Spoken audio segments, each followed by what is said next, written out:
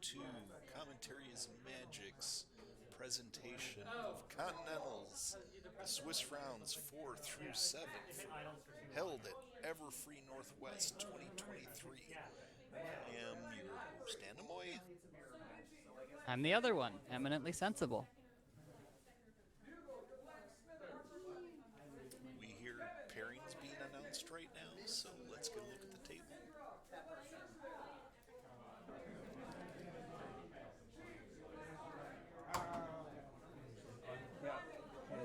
As before, these are Swiss core matches. 35 minutes soft time, probably something like 40 minutes hard time. It's usually 5 minutes from there. We have been seeing games going to hard time, not yet on stream, but somewhere. So all of these rounds have been taking a full 40. So let's see who we have. Dragon Horde and Classy Original. I see we have Max on the left.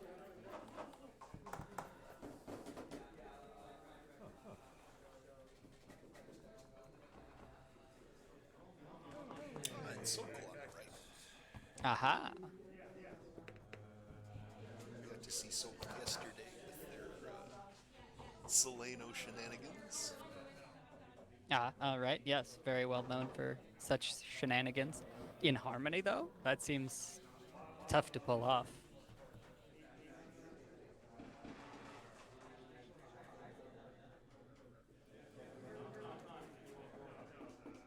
We saw Max yesterday as well.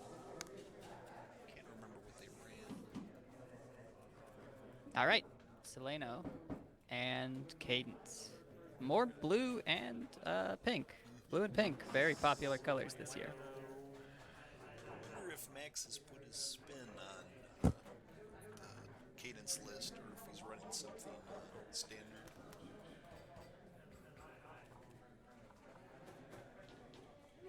Well, this time I hope to see Cadence trigger. Do you ever have like an online mentor for a pony or anything? Max speed was where I go most of the time, but not really. No. All right, it is pink blue, so it's at least about the type of thing we would be expecting, though, of course, it could be a custom flavor of it.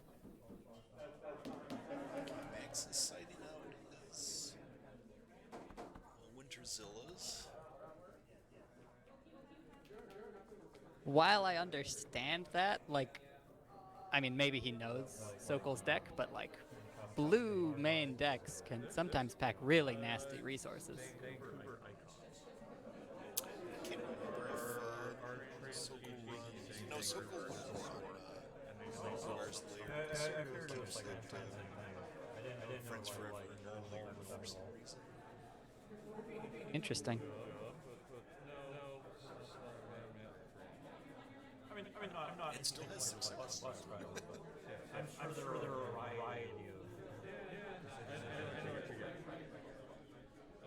understand.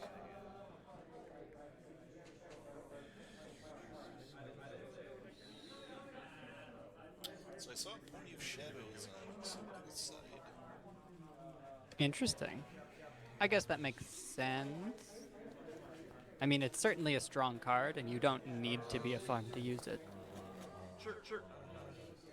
Mostly, it's just if you don't need to do double face-offs, then it's a reasonable thing to include.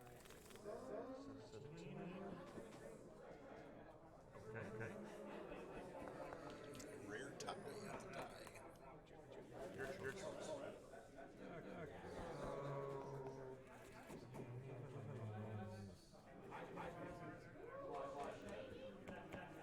Gah. Roll for choice of who goes first. Pshaw. It's like random, but with extra steps. Ooh, now those are not Pshaws. Those are legit. I'll do it first. Okay. I will 6. So who's gonna go first?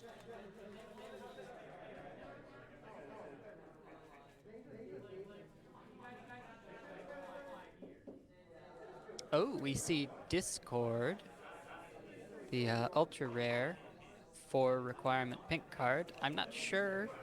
We certainly didn't see Ara play that. Of course, he may have had it in the deck.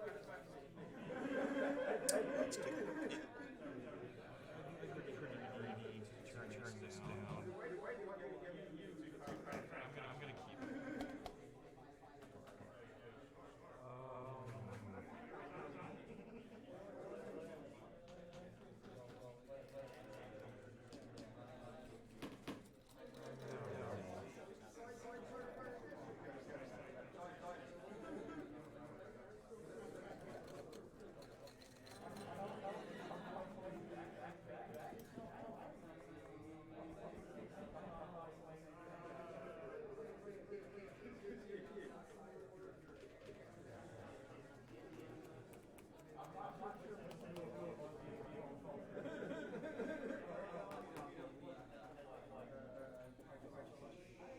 So Cole Ours. seems. Go ahead. Oh yeah, go for it. Ours cat does include our cat's deck does include 3 We have 10 discards. Okay, so I suppose that's part of the conventional standard. This is Um, tier 3. Yes. Let's see. I think so. The most recent example of this deck that's publicly available, besides Arakat's version, is the one that Elfin Pen played in the most recent Yes. Coco, which also had 3 Discord. So I'll just say that Elfin Pen is the presumptive trendsetter for this deck. I know that she was one of the original builders of decks like this. Two. And then Sokol, it looks like he's going for a mono blue Solano with farming elements, we'll say. So we've got Pony of Shadows and Vicious Vengeance. Now maybe he might actually not even want to farm these things. He just has them for their high impact on the board, but I'm sure it wouldn't hurt to also beat them up later in the game. I also see Daybreaker, which is the type of card that we pretty much only see in mono blue decks, just because she's rather expensive. And a lot of times, if you're not playing mono blue, it's better to just try to do more in your off color to have a more well rounded deck. But when you're doing mono blue, she's like this high octane, like move incredibly fast, extra ability card. Um, Especially if you've got light farming elements in your deck, which, as we've established, he does. So Sokol flipped early, got the 2 points, which puts the 18 to 3 per turn. And now, let's see what Max can do with 5AT. Okay. Yeah, I mean, he's got a lot of pink and he's got entry into blue, so probably he'll be able to do mostly whatever he wants. And then spend 2 for Discord. Yep, might as well. It's good value here. It's not like Discord is the main thing that he would want to play, Cards, search your problem but deck, on top of your problem. it just fit the strength and color curve for what he needed. And it certainly doesn't hurt to rig your next problem this early. There's no strong need to do so, but it doesn't hurt. Ooh, this is canny. I like this. He may know more or less exactly what he's up against with Sokol, because it looks like he just put up lacking lesson plans. So now if Sokol gets kind of a double trouble situation on the board here, Max is going to be able to continue on just fine. So 1 bonus. 4. Goes home. This goes home. No reason to put the pink starting problem with a discount when you have a blue friend in play. I have home limit with Yep. Katie. Also, the new version of Final Question, there's no reason to put that into play now that you're moving into your opponent's turn. It's better to wait until you can make sure that you can confront it. Let me find the name of that card. I believe I saw it in his deck. Rules Technicality. I was going to say that it was kind of sad to have Discord at home, but Wait, let Princess Cadence fix that. Yeah, that's pretty nice.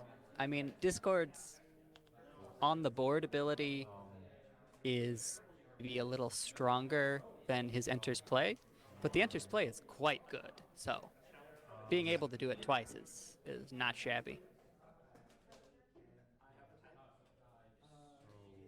Sokol leaning, at least at this point, pretty hard into just the spin to win strategy. Flipping Cadence back down with Tempest would be almost worthless. So, I mean, it's a good choice here. I wonder what the troublemaker that Sokol has. Oh, it's a grubber. Yesterday he was able to get the grubber out while a Tempest Shadow troublemaker was out and got to do the full grubber. Oh, I see. Very, very few people attempt that. But if you can get it to work, it's fairly strong.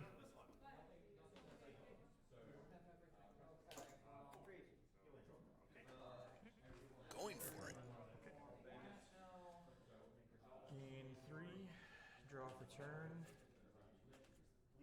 I think we're going to see Discord replace the Go Tempest to Shadow Mantis. troublemaker.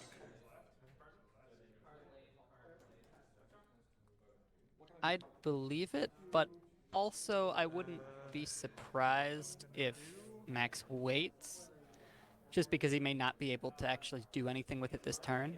Now, if Max knows that that's a grubber, or if he suspects that it's a grubber, then he could do that, but it seems like something that would require a lot of knowledge about what your opponent is doing. 6 cards in hand.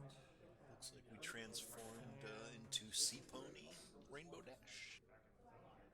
One thing I will say about this is it is intriguing that he is not intimidated by that card. So, having seen 4 troublemakers in Sokol's deck, none of them are villains. So I know that that thing is very unlikely to be something that would give Rainbow Dash trouble. But I don't know if Max knew that or if he was just willing to take the risk, but good on him.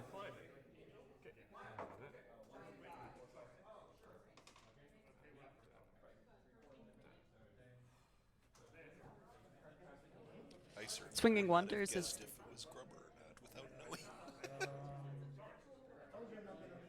Swinging Wonders is very high value here.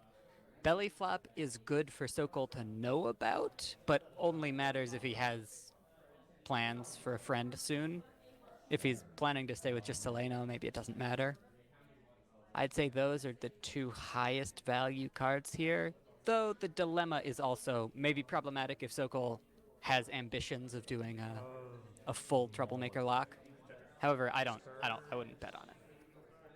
Is Fleetfoot the secret possible candidate?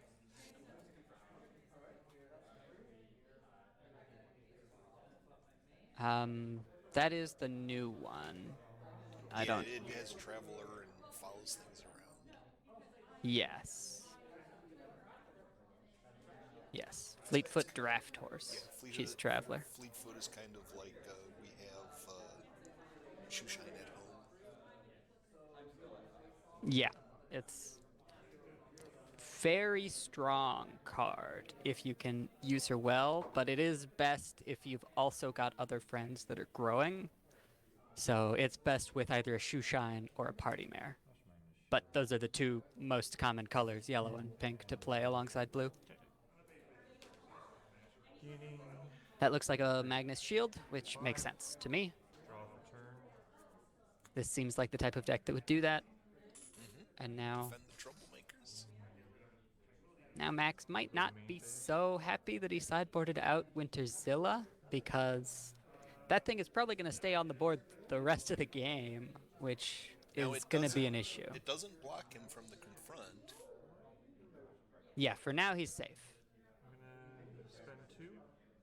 And he does have both Discord and a Dilemma, so really he can get by even through Troublemakers for a while. Then spend 2. That being said, Sokol has a lot of Troublemakers in his deck. So in theory, even after this is all said and done, he can try to put up another double Troublemaker wall and go back to being a hard control deck. But I understand why Max might just be able to trust that his deck has enough tools to steamroll right through it. Okay, and here? Yeah. Face off. I have Chaos. When you Chaos. flip this card, you may Max shuffle a is card from a discard pile into its owner's deck. I will target myself.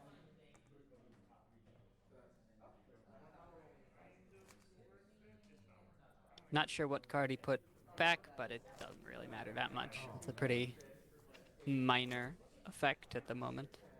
I could have possibly got that if I... Oh, no. No, wrong card. Alright. We're good.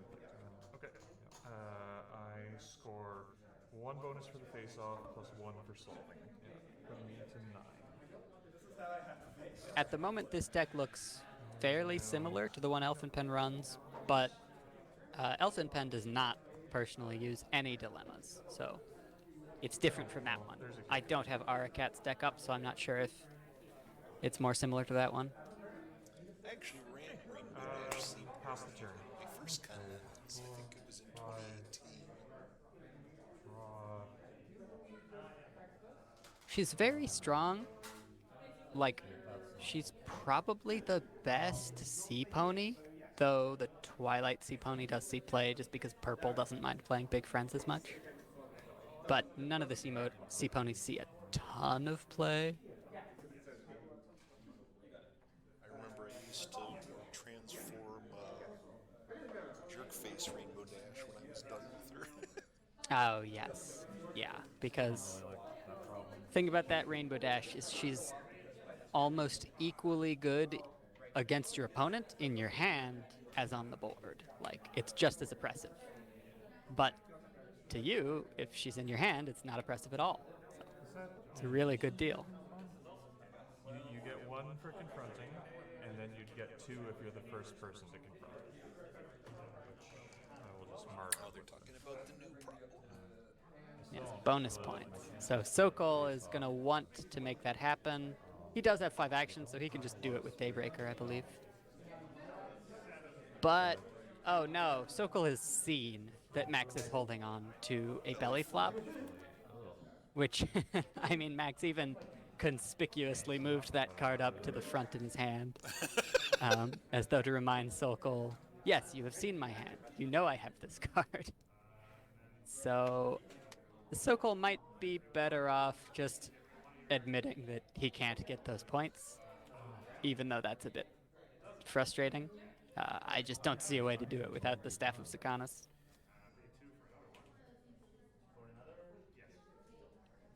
Does Sokol have 5 AT? I believe so, yeah.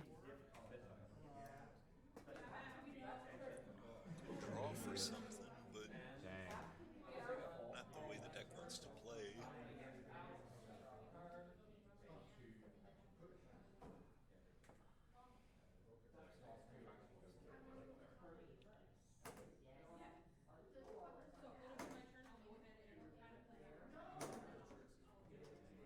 It's so much easier to play this game when you can see both players' hands and you're standing off to the side. Yep, when I don't have to make any decisions, it is a lot easier.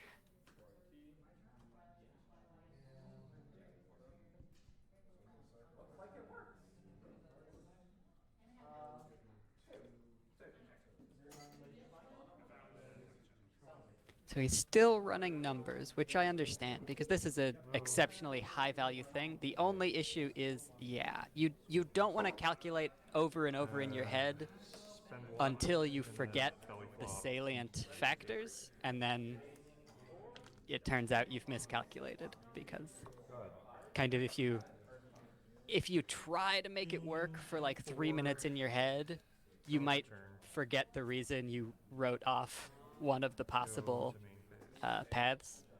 So this may be a big issue for Sokol. That set him back pretty much an entire turn. It's all 5 AT. Yeah.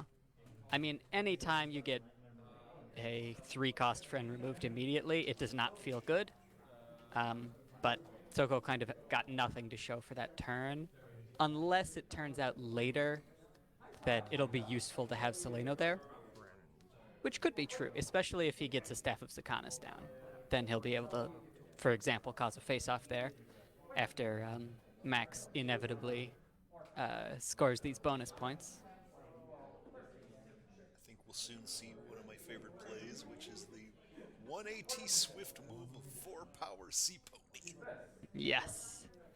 He's going to have enough actions that he can do several other things. I think there's a way I can win this turn. I just need to. It looks Oof. like we're past 8 points, but Max has no one to frighten. Yeah. Max just said that it looks like he can win this turn, so Okay. I'm interested to see what he's going for, but Swift. it's definitely not a rush. He can comfortably win next turn, even if he doesn't win this turn. He's got Discord in his hand, for example, so he can just use that to pull a new Professor of Loyalty. rules technicality No targets.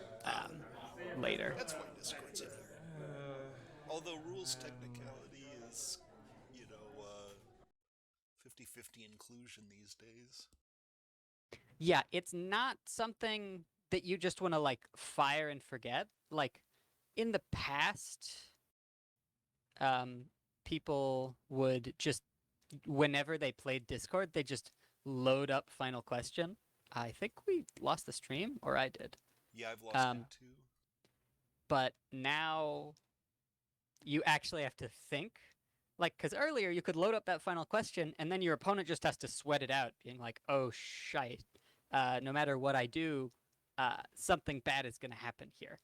But now, if you just fire and forget, and then a rules technicality comes out when you weren't expecting it, your opponent can get a bunch of free points instead, which is no bueno. Yeah. But if you just save enough actions so that you can do like the whole maneuver on your turn, then it's fine.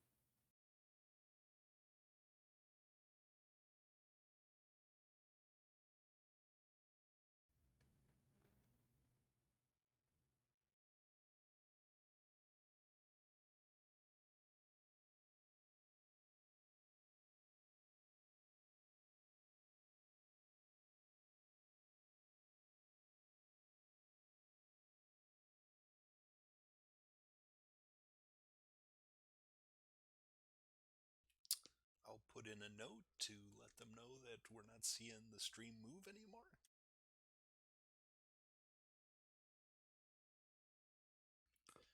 Well, I'll just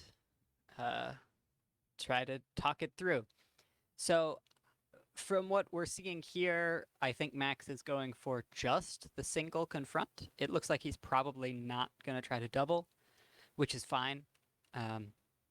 Because the thing about Sokol's deck is it's very, very consistent in its ability to score points over time, but it's not super fast. So he's unlikely to be able to come back from like a huge point deficit and win quickly. For example, he'll probably need 3 or so turns to win from here, maybe more. Certainly could be more. Whereas if Max just confronts this, scores the 3 points, and then next turn doubles for an additional 4 points, that will likely comfortably be enough to put him over the 15-point mark. I'm not sure exactly, but I suspect that would put him over 15. So he's got a pretty straightforward path to winning the game from here, and if anything weird happens, he can always use Discord for a little extra something something to get through a troublemaker, or load up this rules technicality again. Also, I just noticed that Sokol has a cool Absolute Discord t-shirt. Yeah, I did notice that. Very old school.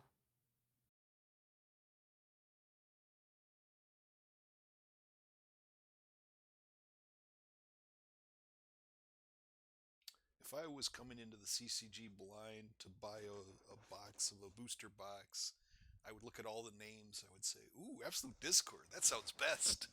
Yeah, and I mean, assuming you were doing this in some time where it was legal in, the more common formats, it would have been, the most fun set to open and play with, pretty much. I mean, it's a very good set for its time.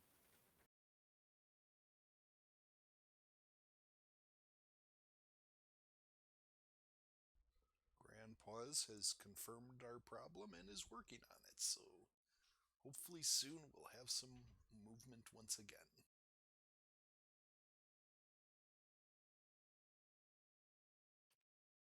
Given the current situation, I think there is a risk that we come back to this stream and they're already packing up.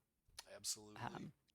Max is in a pretty dominant position here, which is interesting. So, to say a little more about that, this is the second Cadence Blue deck we've seen. Cadence Blue actually was not in the top 5 for TIA, so like it had not been kind of a well-known favorite, even though I think the only person playing it lately that I know of is either someone in Coco that I didn't see, or Aracat on the weekly gameplay. yeah, it seems like maybe even though it hasn't been played a lot in the big tournaments, or maybe not to major success in those tournaments, people decided to believe in it here.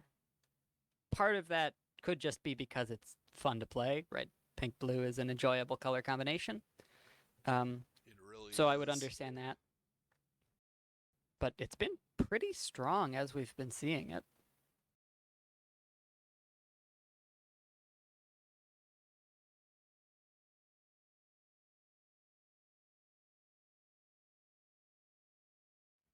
Yeah, Elfin Pen at the most recent public play for this deck type actually went 1-2, so that's 2 losses. But that did not dissuade people. People knew. Maybe it was all a trick to get people confident that no, nobody's worried about Cadence Blue.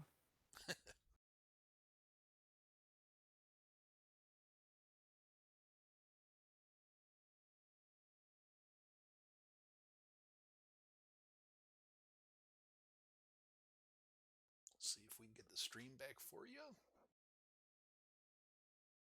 Working on it, yeah. We're doing our best. Something has happened. Well, the game is not over, and in fact, Sokol has a lot of points, but Max is still in the point lead. I can't see the exact numbers here, but I'd guess Max is at around 13 and Sokol's at around 9 or 10-ish. And those, but it looks like he's... those power counters on two friends make me think that we have seen Cadence affect the game. Yeah, Cadence has triggered, but we didn't see it. The universe is conspiring against us.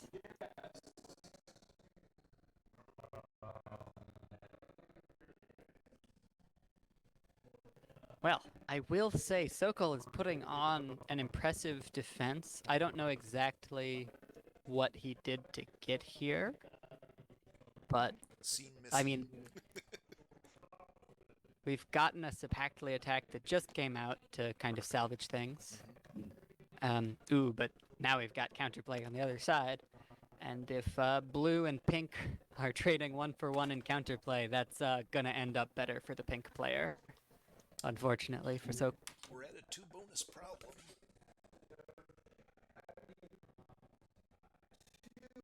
So I think Max did that before the face-off started.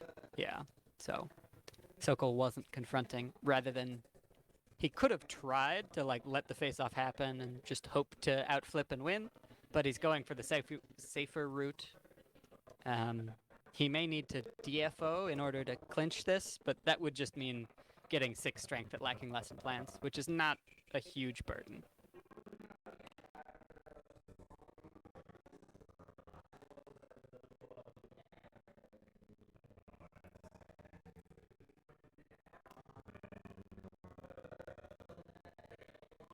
All right, so he is going for the DFO strategy. he's kind of at this point that Cadence gets to where he doesn't have a ton of gas in the tank, but he has two friends, which means it's enough that he can proc Cadence. He can get power counters. So there, we finally saw it. It happened. Holiday Okay. spirit, getting big. Yeah. So we've got a lot of strength. It looks like he's comfortably over confronting lacking lesson plans, where Sokol would need to counterplay two things, but he's not doing that for the other one. Yeah, so his are not totally covered here, which is unfortunate. Hello, back to you, Bitewave. I don't recognize Bitewave as a handle. Maybe that's Data Byte. Maybe it's not. I'm not sure.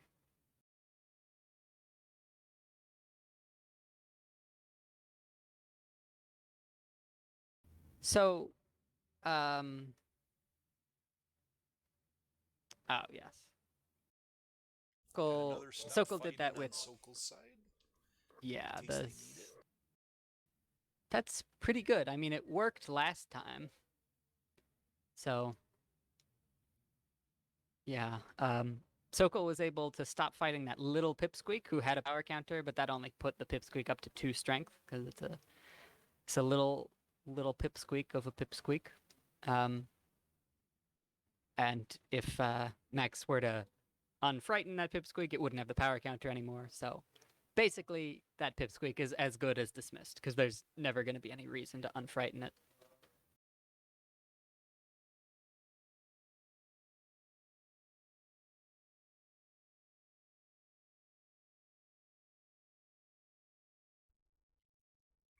Looks like Max only has 2 cards in their hand. Okay, so Max got up to 14 points last turn. He didn't need the face-off. He just needed to confront twice. So now he's just going to dramatically over-confront, and that'll be that. I always get so nervous on these plays.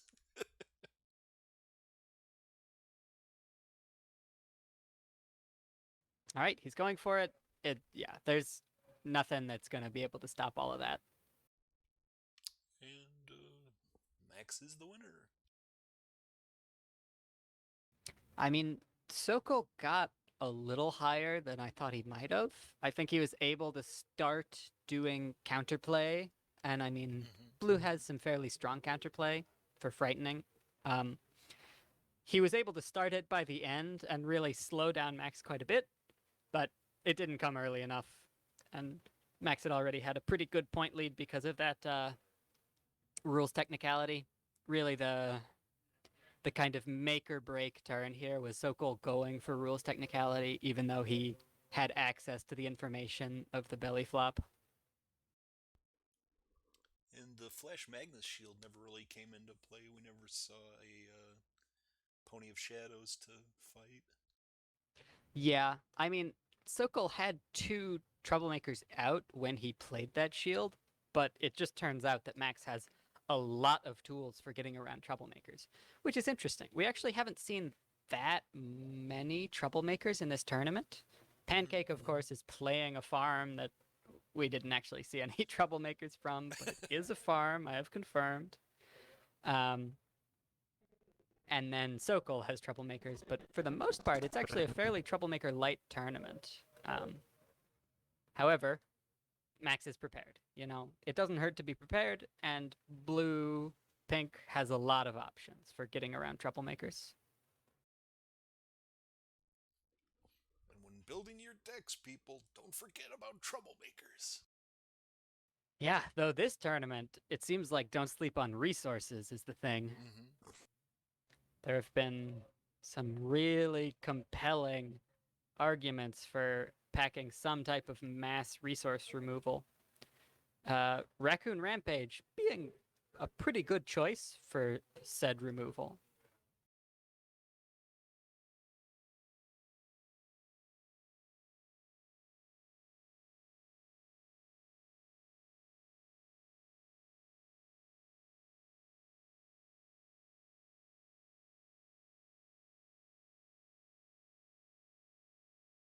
I don't know if resource counts as a trait on a resource. I feel like it shouldn't, but it's it's in the same box as all of the other traits.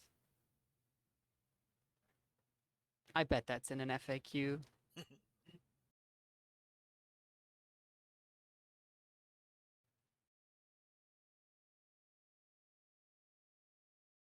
Once again, a pretty quick game. Yeah, Just a it's lot of aggro. Every it's game we've definitely seen has had been aggro. yeah, definitely fast games we're getting here. The only time we've seen blue pink lose, well, no, we've never seen blue pink lose. We've seen one game where blue pink didn't win because it wasn't being played, and that was Hithrock winning with purple white.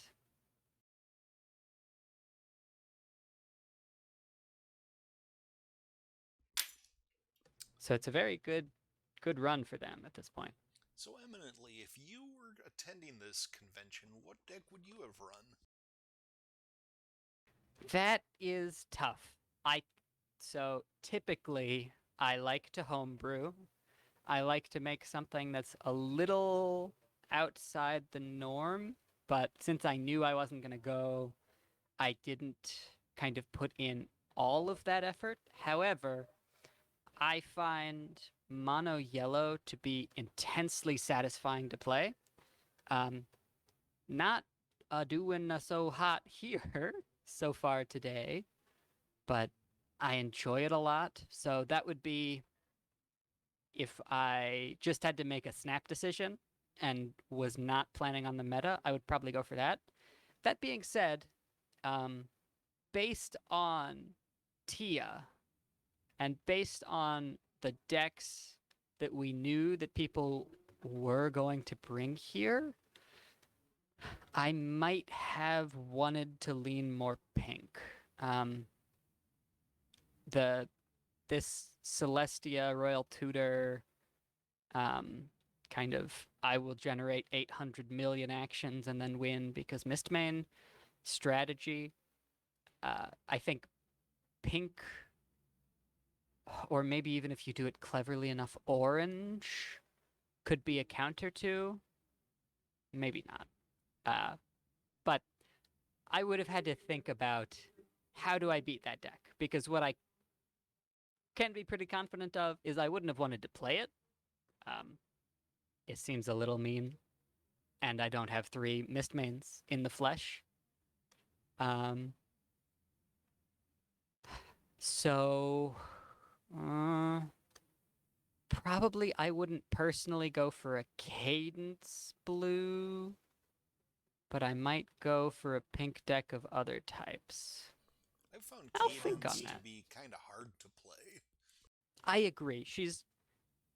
I mean, if you build the right deck for her, she flows to play, but she's quite hard to build for.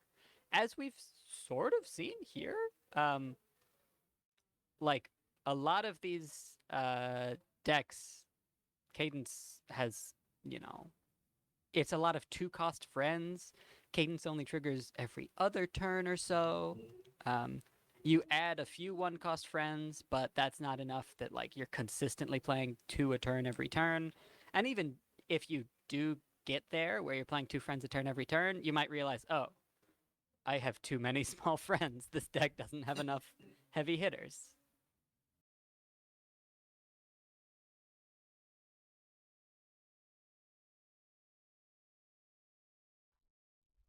Yeah, when I was building Celestia Tutor, I was thinking, yeah, I should probably have some 1-power friends in here, and I went with the Starlight Glimmer that costs 1 AT and moves an opposing character.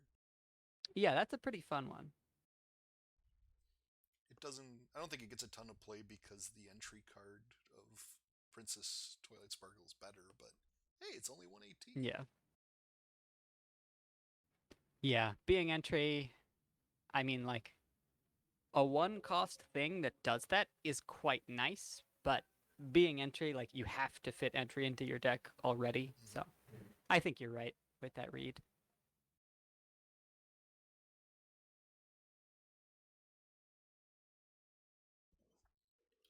also learned that Celestia decks like to be multicolor because it's nice to get out an event of makeover early to have another event in your discard pile to boost your main. Yeah, Makeover's a nice one because it's functionally free to play. And yeah, it serves this nice dual purpose of its entry into color and its entry for your main.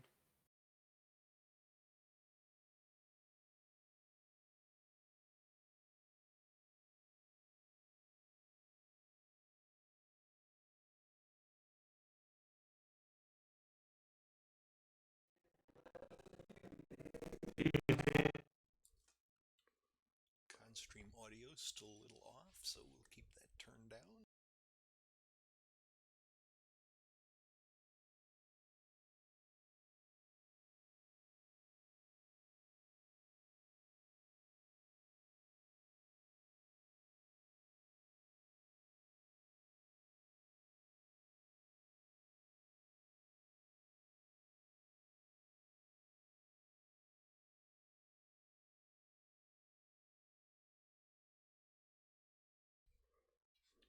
If I were going, I would probably try the Orange Farm or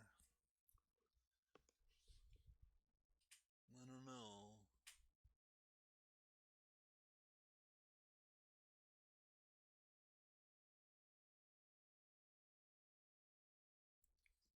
I really like the thing where you can get things into your discard pile and they provide value there.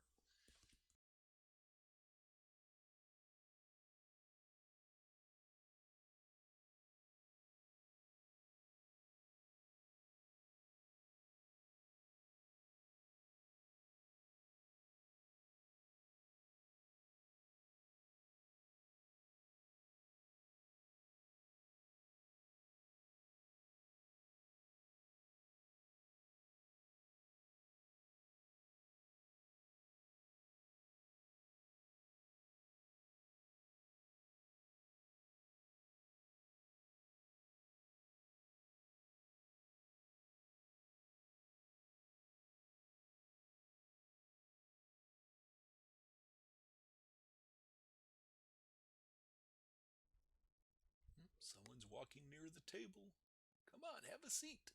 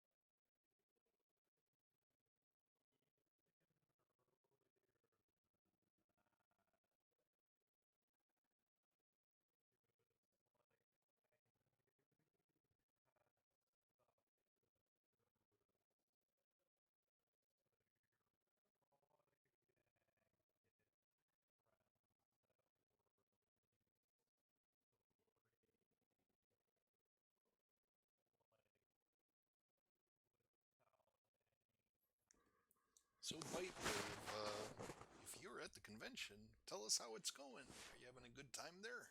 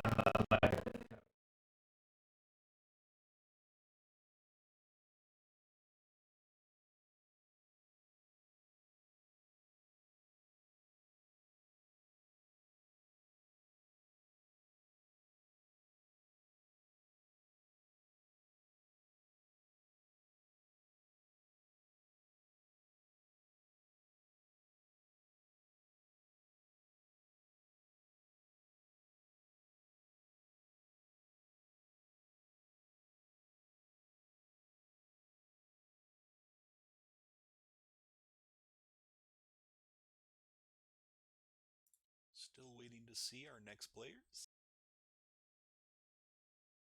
Still waiting to see our next players.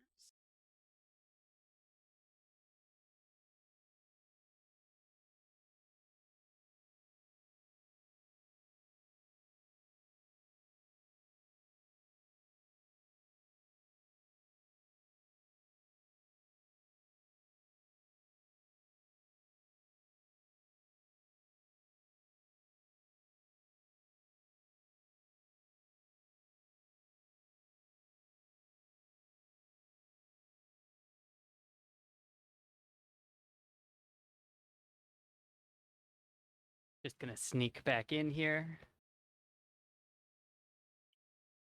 Seamless is what we call that in the biz.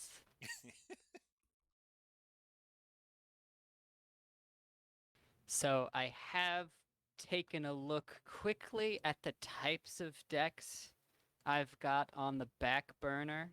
I do have my own flavor of mono yellow. Mono yellow is just so fun to play, as I've said before. And I think it is a little different than the other yellow decks we've seen so far. It's not too different. It kind of relies on the similar suite of adoption options with the Bunyip, the Brian, and the Geese. Everybody loves that. It's a good time.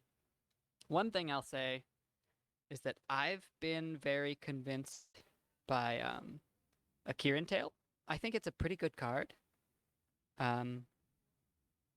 It's expensive, but it's versatile, and I know we have not seen that one anywhere in this tournament yet. Let me take a look at that.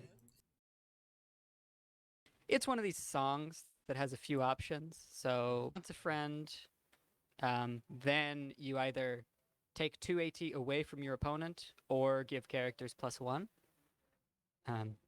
If you have enough action generation, then the fact that you can trade your AT for theirs can be a pretty good deal. I think probably a lot of the decks we've been seeing play Scary Story. We just haven't really seen Scary Story get played because, you know, it's chance. It's a game of randomness. And then I also like my particular flavor of mono yellow having troublemakers in it, which I think is different. That being said, this is mostly just to fill space because that deck would probably also not fare very well against the Royal Tutor deck. I mean, it's got some interesting options, but really, we just need to find more ways to counter things like Mistmane and counter 800 million action generators, which is no easy task. You know what I might have run? I might have run purple blue. Purple blue has always been fun. I mean, like, the new Daybreaker is cool, but nobody's had too much success with her yet.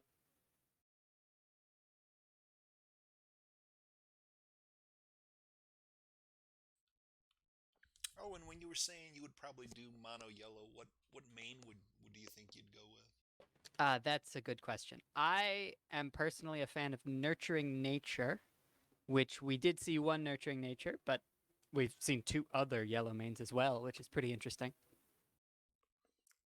Love nurturing nature. All right, we'll be back in a sec. Well, the stream will be back in a sec. We are still here. Don't forget, you're here forever. this is a forever tournament. This is day 1. Day 2 will be slightly longer, and then that'll continue until day 18 or so, when it's 24 hours per day. And then we'll just continue like that for the rest of the days. Yes. I'm a Nurturing Nature fan. I mean, certainly I used to play Growing Confidence and Stunning Wonder, but the dilemma-only nature of the new Fluttershy is fairly tough to build for. That new Fluttershy being called Hidden Strength. Everybody should remember that name, Hidden Strength. Mm-hmm. Just restarted the stream. Is it all working now? All right, I saw the stream for a moment there.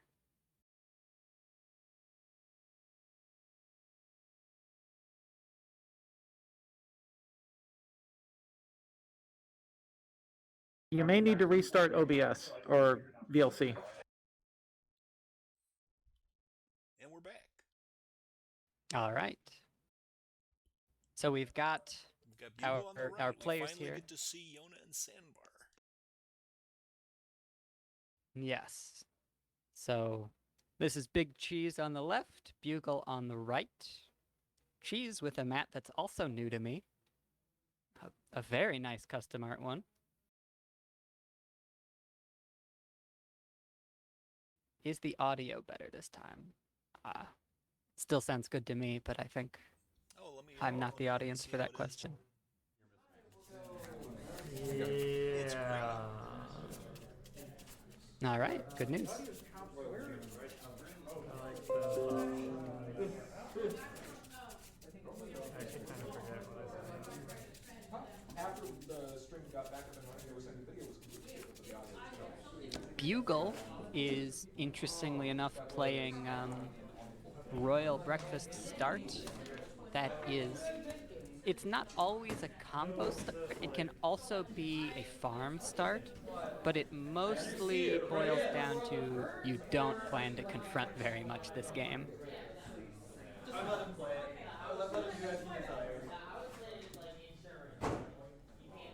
I've seen like one so far this stream. It gives Cheese less places to go, but that's not a big deal because Cheese's starting problem is very easy to confront. Ah. I do expect we are unlikely to see a double face-off early in this game, and there's an okay chance that we will never see a single double face-off the whole game. Are we live now? These are those kinds of decks. Probably. Hi, I'm Flitter. Hi, Flitter. I'm Big Cheese. Twitter is on the right eye. My badges don't actually say that. I'm commentary is magic. You're all commentary is magic. Yeah. It's like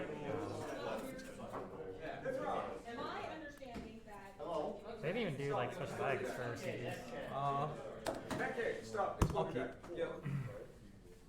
Oh, good thing that wasn't us. I think he was All right, so skipping deck players checks have on. finished sideboarding, and I don't think actually the time has started on this game. Well, I could be wrong, That's but I think play doesn't start yet. not good enough. But right now they're checking for mulligan. I feel like you want a very good opening hand.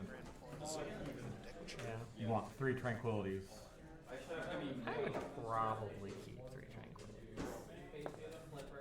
In some matchup, I got 3 tranquilities pretty early. I never got the copy like though. Well, I copied like one. Pancake says you got Oh yeah, it was against Pancake, yeah. 3 before by turn 2. So I did hear from wasn't Pancake bad. that he played what he against said. both Cheese and Bugle. Cheese managed to beat the farm, Bugle did not. So the thing that would be most interesting here Yeah. would be if Bugle could beat Cheese, then we'd have some rock, paper, scissors going on. Yep. Does Big Cheese have 3 Gain one extra action makeovers? at the start of your first turn. So Sweetie Belle. Um, That's not how it I didn't see that, but First if you gotta play he Summoning did, Bell. I'm sure he's not Play happy. Summoning Bell on Sweetie Bell. Yeah. gain the normal number of action tokens plus 3. We've got hats. The game has started, Counter. and it has Go ahead. started with hats. 3 don't draw. Pay 3. I'm personally a big fan of Summoning Bell, but only in a more casual capacity. I've not been able to see it. I've not been able to put it in a deck that I'm super happy with, but it really adds a lot of value. What we're seeing here is actually very interesting. So Cheese had to go to Royal Breakfast. What we know is Cheese's deck is similar to Hithrop's, and the salient point is it needs to score points in order to trigger Saddle Row Review. But Swordfish in this in front, situation, bells. Cheese doesn't want to go to his own I have small bell, problem bell, and because bell. Bugle is already confronting with prepared tokens. So it would be a miniature disaster for Cheese to confront there. Game. Which means that it's going to be a lot harder for him to start triggering Saddle Row Review because he's not going to be able to score points until he confronts a problem, which will be Royal Breakfast. His hand is full of makeovers, yeah. He's not happy about it. Okay. But 2 Starlight Glimmers is actually really good for him because those are the one... Well, first of all, it's entry for him, unlike Trixie, Teacup, which is the other kind of core consistent action generator. But then the other thing is it has no restrictions, right? It's just an action a turn. Very That simple, was the first time I confronted. which is good because Game 2. Cheese I thought gets very so. early. He doesn't And actually I have a said lot of 3 and then maneuver. confused myself. Saddle Row isn't great. Trixie would be okay here, but not stellar. So Starlight is a good one to start. I see pink in Bugle's deck, so 2 for it would be late nice for creation. Bugle if he could start getting rid of We will give Cheese's cards soon. 280. Slave board, searching. We'll give Yes, Sweetie it's Belle power. possible. Okay. I don't know. I don't know what he's hoping for. Or did he already reveal? No, it looks like he hasn't done that yet. Unicorn. Um, I wonder Spain's flower what specifically he wants. for Oh my goodness, it's 5 different cards. Oh, I didn't understand before. He puts one of every combo piece in his sideboard. It's not really a sideboard. It's a collection of the 5 cards he wants. And so he's got you on a timer. He knows he's gonna get these 5 cards in 5 turns. Maybe he doesn't need all of them. Maybe he's got other cards that he already has that fill some of those slots. But at the slowest, once he's got latest greatest creation, in 5 turns, he's going to have every piece. That is devilish. I had not realized that that was part of his plan here. Do you know what the combo is? So he just pulled out a Unity rarity, which is if you've got 15 white, which already Bugle has something like 10 white. Well, when Sweetie Belle is triggered, he has around 10 white. Then you choose an accessory, and then you get to put that accessory all over the place. I don't know. Is it only at one problem, or is it just everywhere? I don't recall. What happened? But you get to put that accessory everywhere. And as we can see here, Bugle already has 4 friends at one problem, Was there goozling going on? and he's very heard token goozling. heavy. So his idea is to make a lot of such hats. Pay one. Trade that. That's all I'll say for now. Call the deck Let's. Hat Pass. Factory. Have I an like it. hatchery. game 2. Ready? Draw card for turn.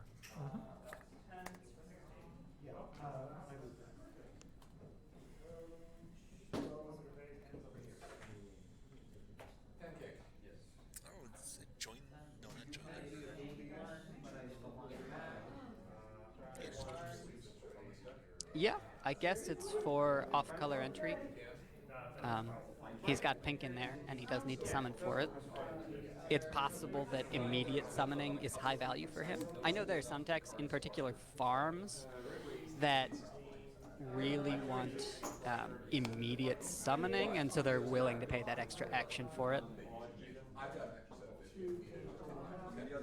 Oh, sorry. One thing I didn't mention here is that Cheese played Betrayed, which is not a card you see very often. Usually we consider Frightened to be in the purview of blue, but purple has a fairly solid main phase Frighten card, which he used to get rid of one of Bugle's hats. All right, we see kind of a card that's only used for combo. That cheese sandwich event. Oh, Let me yeah. see what it's called. Song and dance. Yeah, the song and dance. Spontaneous. Spontaneous one. Yeah. So that's, you put tokens into play equal to the number of cards in your hand. So I believe that is just more targets for hats. Especially in conjunction with rarity, as we've talked about, to put a bunch of hats all at one place. Well, it's not all at one place. It's for each other friend you control.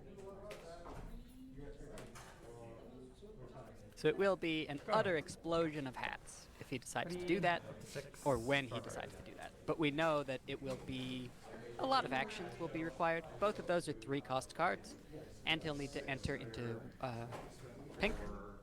So we're already looking at around 7 actions before this triggers, which is a couple turns away.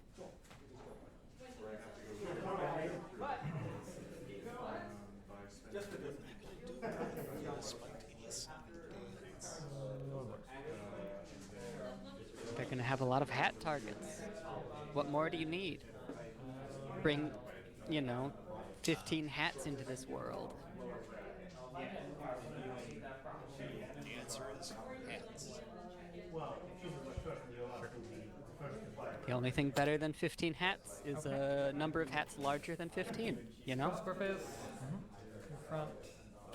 So Bugle is playing a pink deck, which is what I had said would be, kind of strong against this purple action generator thing. But he's not entered into pink yet, and he may not enter into pink for several more turns. So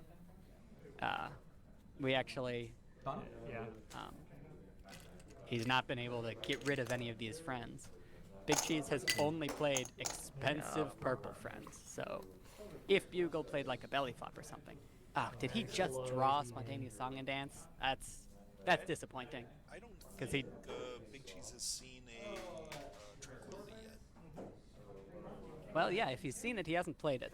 It's possible he's waiting to use Starlight Glimmer for it, but he would have done that last turn, so yeah. I had a heck of a time trying to find my Tranquilities in Coco. It's like, what's going on? Yeah, it's a lot of free value, but if you're betting on that free value, you may be disappointed. Or Pinky's present. I think that's a Pinky's present that got thrown away, because you don't really need to worry about draw if you're just loading these cards into your hand directly. So what he just got there was EEO, the Equestrian. Stops the immediate events. Yes, you can't do anything. EEA. I don't know what EEA stands for. I forget. Equestria Education something. Could be, yeah. So Bugle's saying, you might see what's coming, but good luck stopping it. So at this point, he's getting close to some sort of combo, but let's see. Trade for Big Cheese. Yeah, something to slow Bugle down. So one of the things, as we've discussed, Bugle needs Unity 15, which is a big ask. But if we think about the way he's doing this, everything kind of clicks together in this strategy. The main way that Bugle intends to get additional white requirement is Sweetie Belle.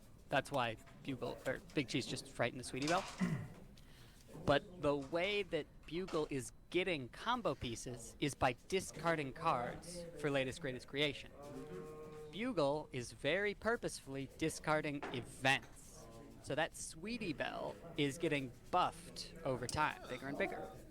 So we can see he's got another Sweetie Belle in play, so already, if he just has those 2 Sweetie Bells and exhausts them both, boom, he's at 15 white.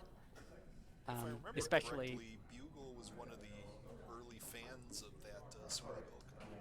When Yeah, it first came out. she's very versatile. Like, The downside is that white usually doesn't want that much strength, because white is usually a cancerous, terrible color that only wins by being cruel.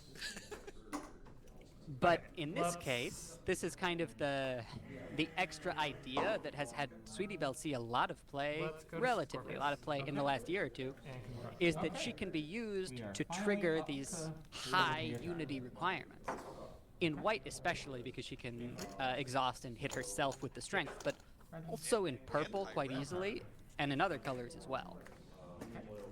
She just has to target a unicorn. It doesn't specifically matter what color that unicorn is. Equestrian rarity. Maybe that's the combo piece rarity. I would bet it's the combo piece. I think he only has the one rarity in the deck. So that's another combo piece that he's drawn an extra copy of. Yeah, so he just discarded it because it's not valuable anymore. He knows that Big Cheese does not have any hand control. So whatever Big Cheese does doesn't really matter to Bugle. They are playing two different games. Big Cheese is trying to win as fast as possible and do some counterplay along the way. Bugle is trying to win as fast as possible and mostly doesn't care what Big Cheese does for the rest of the game. Two missed mains on Big Cheese's side. Yeah, both royals. Pay one. Worn out. Flex. Move something home. Okay. Exhaust. Big Cheese just moved home a Can no longer prepared play events token. this turn. Not an especially valuable thing to do, but he needed the dig with Royal Tutor.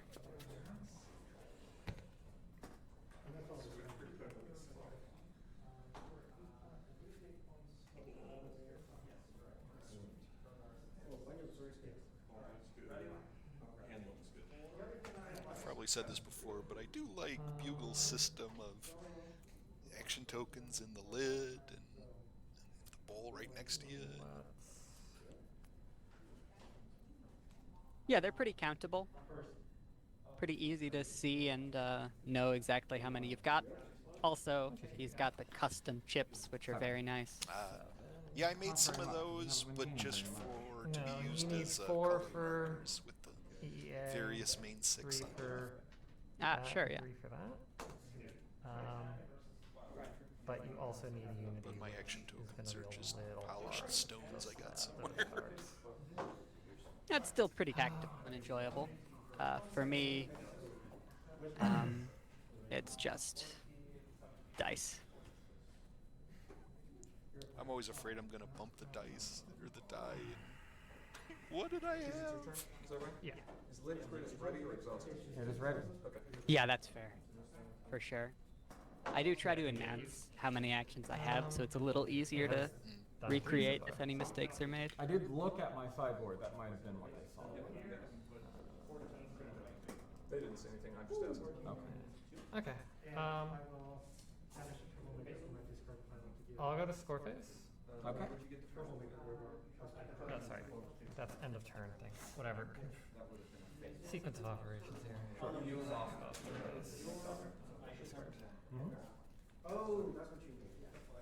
Okay. Okay, discards mismained hand limit. Up to 10. Draw a card for turn. Does not exhaust the second Starlight yet. Maybe just in case there's a face-off coming. Yeah, he did the same strategy last turn as well. And then just do it at the end. Okay. And draw a card for turn. I'm sure there's something in particular that he's planning for, but I don't know what it is.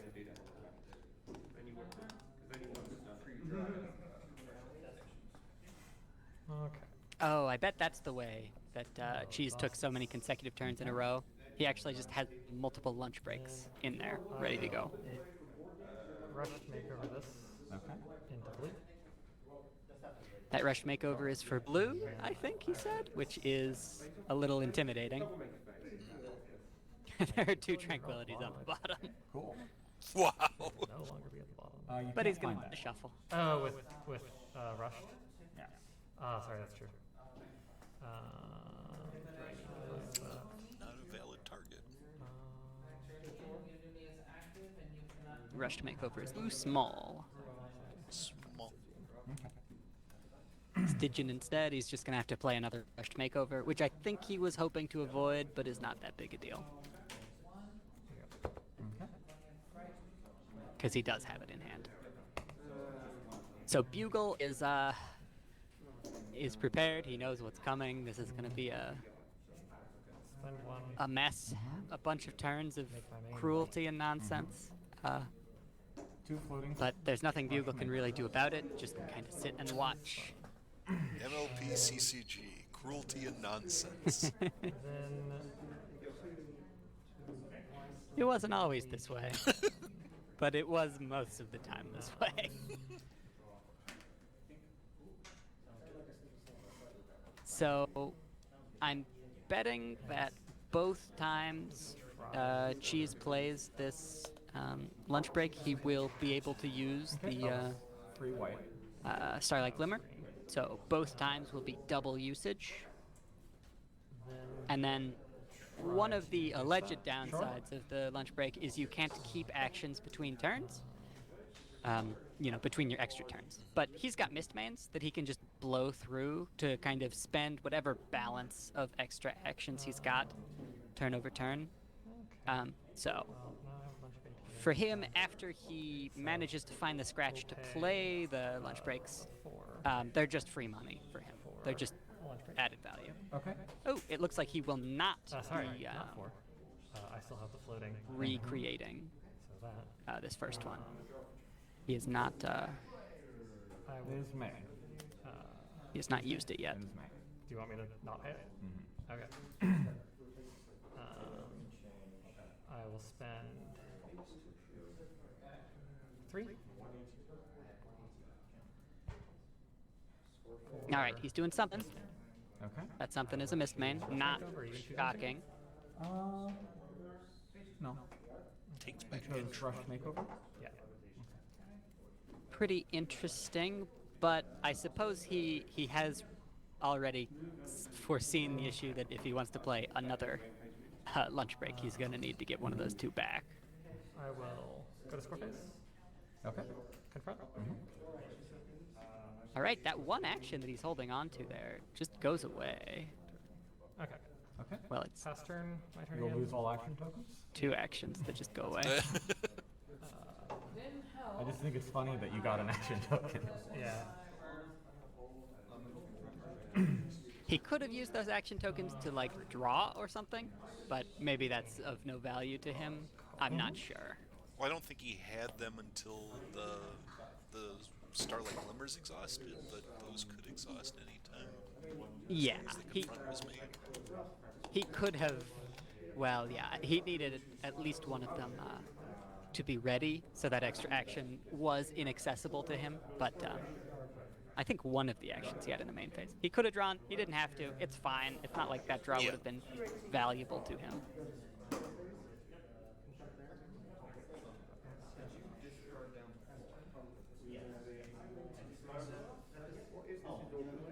So he got, a lunch break there. It was of some value, but not exceptionally high value. Now he's got all of his characters ready again, which is good. He could potentially use the Glimmer for the next lunch break, because he has a lot of unicorns at the ready. Now he'll probably need to play at least one more unicorn, because he needs to use Sweetie Belle in order to even enter into lunch break. It's a little complicated, and honestly there's no guarantee that he's going to be able to make strong use of this turn, especially only at 3 actions per turn. That is interesting. This game is still pretty low actions per turn. And the thing that I do want to point out here is that the low actions per turn strongly advantages Cheese, because Bugle every turn is gaining 3 actions. Cheese every turn is gaining 5. So it would be better for him if he did not go over to 6, which it looks like he's not at 6 yet, he must be at 5 because he only gained 3 actions this turn. It would be better if he didn't go to 6 at all. Well, if he's paying to draw, then I guess he might have wanted to draw last turn. I'm gonna exhaust both these. Okay. Okay, yeah, it looks like he agrees that, in fact, he does not want to confront Royal Breakfast. He wants to stay at 3 actions a turn because this is where he has the advantage. Okay. I think these exhaust. An action token. And then All right, he's going wide. There's an open question of if Bugle can punish him for going wide. I think the answer is mostly no. But Bugle could have some extra tricks up his sleeve to counter this. Okay. That's not how that works. Cheese is getting rid of yet more tokens. I think Bugle has mostly given up on the idea of making prepared tokens. He doesn't really need them anymore because he can just use spontaneous song and dance instead. I see the stream is frozen. So Bugle made a lot of these tokens earlier in the game with Summoning Bell, but it looks like he's not super committed to them. You know, it already forced Big Cheese to go to the other problem, and past that, it barely matters, because we know that Big Cheese is very unlikely to ever DFO in this whole game. So Big Cheese had to go to the other problem, and boom, that's it. That's all that those tokens ever were going to meaningfully accomplish. Now, Bugle is just going to rely on cards in hand to do some type of combo, as of yet not fully explained. You know, keep waiting, and then you'll see how the combo works. But he's just going to do it fully from cards in hand. Big Cheese doesn't have any hand control capabilities, so if Bugle ever gets to the point where he can do the combo, he'll just win outright. There's nothing else that Cheese is going to be able to do.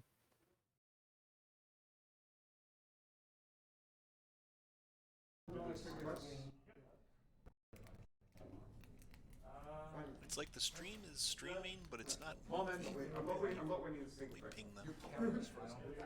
Yeah, I see it as down as well. In this case, the game is not going to be over by the time we get back, but things could end up changing dramatically. However, I'm just going to sort of guess. No memory card, cannot play. Well, that was an unexpected ending to that game. Cannot play. Oh, look at that, it's back. That was quick. We're getting good at this. We're good again. Yeah, that was efficient. Yeah, so Looks I'm like just the board not state gonna has confront, changed and I'll go almost faster. not at all. I'm not sure even that it stopped being Cheese's turn.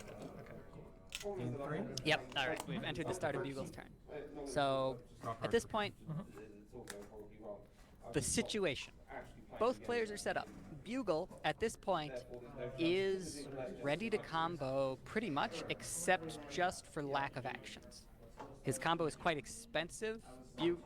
Big Cheese is saving actions, so he has counterplay ready. Okay. Bugle is going to have to play the EEA Council in order to fire. There's basically no way around that. It's just a question of how expensive is it going to be for Bugle to do it. He cannot do it this turn.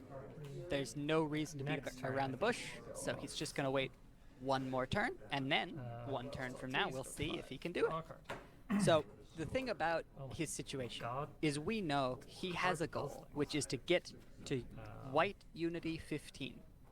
Right now, I believe he's got 5 because he's got his main and 2 tokens.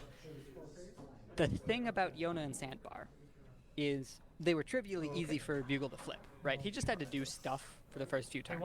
It wasn't very challenging, which is good. That's point 1 in their favor. But the other thing is on this turn where Bugle needs to get up to 15 unity, they help a lot, right? Bugle can just play any old thing. And That's not. it'll be 2 more You white. need the instructor. Oh, sorry. All right, so Cheese has this time been able to do a full use of the lunch break.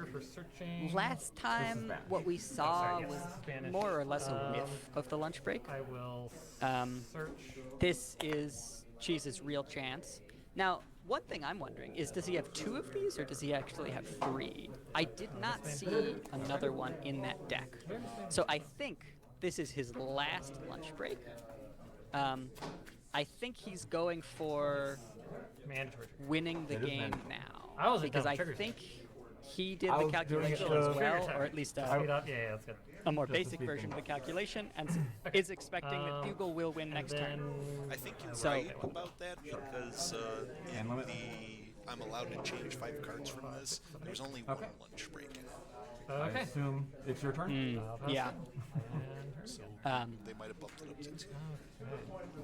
Yeah, there are 2 in there. There could be a third, but I did not see it Okay. when he searched his deck. Thankfully, We this will. main cannot bring them back. Yeah, that would be Okay. unplayable. Piloting. Okay, That is tranquility. so this is the first extra turn. Cheese is going to get a second extra. Two. Cheese is at 5 actions, or sorry, 5 points. So he needs to get 10 more. That is not easy. The rough calculation is that he's probably not going to get Royal Breakfast. Okay, maybe he'll score Royal Breakfast. But the rough calculation here is that he's going to need to get 30 actions in order to mist main 10 times in order to win the game. That's only if Bugle can't stop him, but we're going to assume for clarity that Bugle has no responses in there. So Cheese is going to have to mist main cycle a lot of times. Getting back that thing, sure. I'll get back. He's going to need to get, as I said, 30 actions. Now it's 27 because he's already done 1 mist main. Every turn, his saddle row review is going to get him an action. Next turn, because he's going to get 1 more turn after this, he'll get 4 more actions. I will pay 1 for. What he desperately needs is to find more tranquilities. He found school shutdown, and he thought about it, and then he put school shutdown on the bottom of the deck. Yeah, Well, now he's I think finished. that's right. It doesn't really matter, but he's not going for school shutdown, which is the right call, because Bugle's board is terrible. Can I do that? Yes, I can. So, the thing that Cheese has to do here is, so he knows, like, he can't get another 27 actions across, exhausting 2 more action generators and then having 1 more turn. That's going to get him to, if we're generous, maybe 15 actions, not 27. So what he desperately needs in order to make this work is tranquility plus more starlights to get some high levels of nonsense. At the moment, I play like 2 events or something. so I believe he was twilighting to try to dig for one or the other of those things. He used the Royal Tutor to get another starlight into his hand, but it's like 3 actions just to play the starlight. Is the starlight going to be worth an additional 3 actions? The answer is unlikely to be yes. There is a tranquility. There is. So I need. Yeah, he's got 1 in there, and I think 1 in the Get on discard. board. 3 there. So that I need leaves 5 mismains. 5. And that I costs don't think 15? that's enough to get the very large number of actions he needs. If he has some way to find the 3rd tranquility in his deck, he could probably do it. 11, so you need 4 Because more. once you've got the 3rd tranquility, each starlight is going to give you an extra 3 actions and a draw, which is very nice. No, 4 actions I'm and a gonna be draw. very salty Because the if I tranquility lost is already in the because you got discard, I front think, to put which up is with it. absurd. Were you 1 AT short? Okay. Um, I intentionally didn't. For sure. That was a thing. Doing this tranquility plus Starlight Glimmer Magic Instructor thing is That was with bonkers. EA, right? Yes. But I don't know. I don't know that it's going to be enough if he can't find the 3rd one, because he needs to get How many Twilight? such a Twilights do I have in here? You have 1 gigantic twilighting, but you also number have of 1 actions that he tranquility. still needs to get. I mean, he's Pretty hoping sure for a tranquility miracle gives you here. enough. I have a Tranquility in hand. Yeah, that's enough. And I have another Glimmer in hand. But another Glimmer costs 3 and gets me back 3. Jeez. So he's 9, doing 10, a bunch of 11, 12. calculation in his head, That tranquility in your well, hand and gives you 3. on the board and 12. discussing with Bugle. Oh, a right, but bunch you of still need to confront. calculations. Right, you still need to be able to confront that. I don't think it's a problem. This is intriguing. He has Well, I not was like, yet played with his all of second this Magic exhausted, Instructor. right, you need to be able to confront both. So it's not as simple It's as probably I was worth it to thinking. play the Magic Instructor. I see no real reason why not to, unless you didn't have enough unicorns to exhaust. But he's got Mistmane Okay, and so Stygian, which are I have both one kind of Tranquility junk there. unicorns to If exhaust I because copy it, they have enters play effects, that not gets me exhaust effects. 3. No, net 3. And it exhausts another thing, so that's not. It exhausts 2. So Though one of them is playing the Mistmane. Tranquility and then repeating the Tranquility I with do need Starlight double is confront. valuable because it gives you more draws. And if you use those extra draws to find the third Tranquility, I think the target threshold is more than 50. maybe we're talking. I don't know. Okay. So, I like how I'm- Bugle is kind of helping out with the math. Yeah, trying to speed this up. I think that's probably wise for Bugle because this is a timed game, and if Cheese just spends 15 So. minutes to the time limit just calculating, he would win. so I need 5. But we don't want that. That's a terrible outcome. Huh? Could be I need 5 considered points. unfair play. Yeah. Cheese is not trying to go And slowly. He just TDFO. has a lot of And calculation TDFO. to do. I refuse to go through the whole That's the calculation trick. in my head You can do because one or if the other. it is I don't think you possible, can it's do an both. incredible stretch. I mean, I to can delay me, it. my heuristic is with 1 Tranquility in hand, not even close. 2 Tranquilities in hand, So that's close. fine. And he only has 1. So I don't see a way to make this work unless he optimizes Well, this is your last turn. such It's my that turn he now. manages to draw Past the time? third No. Tranquility I meant on the other from these. Tranquility. You don't have any more Oh, dialogue. no, but I can delay once that happens. Okay. Well, So, there is and I want to confront. Okay, so I will. no. I have to do this So in a way that he has the works. option to use Mistmane to retrieve Tranquilities from the So discard. let's. The thing about that is it costs an extra 2 actions to recur the Mistmane, Okay. but then the Tranquility, if you have the third one, the Tranquility is worth 3 actions. 1, Okay. 2. Play Twilight. Active player's hands Still up. tranquility. So we have soft time, but there's I'm just gonna rename it. Oh, sorry, no. Yeah. 7. Game change. And draw a card. Okay, wait. And then. I might not understand, but I'm thinking here. To If gain an additional 3. You need if to exhaust Cheese another were sacrifice. to have the third Tranquility, Okay. could he not just use Tranquility There we go. recurred with Copy Mistmane it to gain up to 10. for infinite actions? Well, not quite infinite, because Mistmane needs to discard 2 cards from top of deck. But, like, a huge number of actions for free, Then because every Tranquility is worth 3 actions. 3. Well, I guess recurring the Mistmanes, it costs 5. Get back. I still don't like it. It's not broken, but I don't like it. I hope.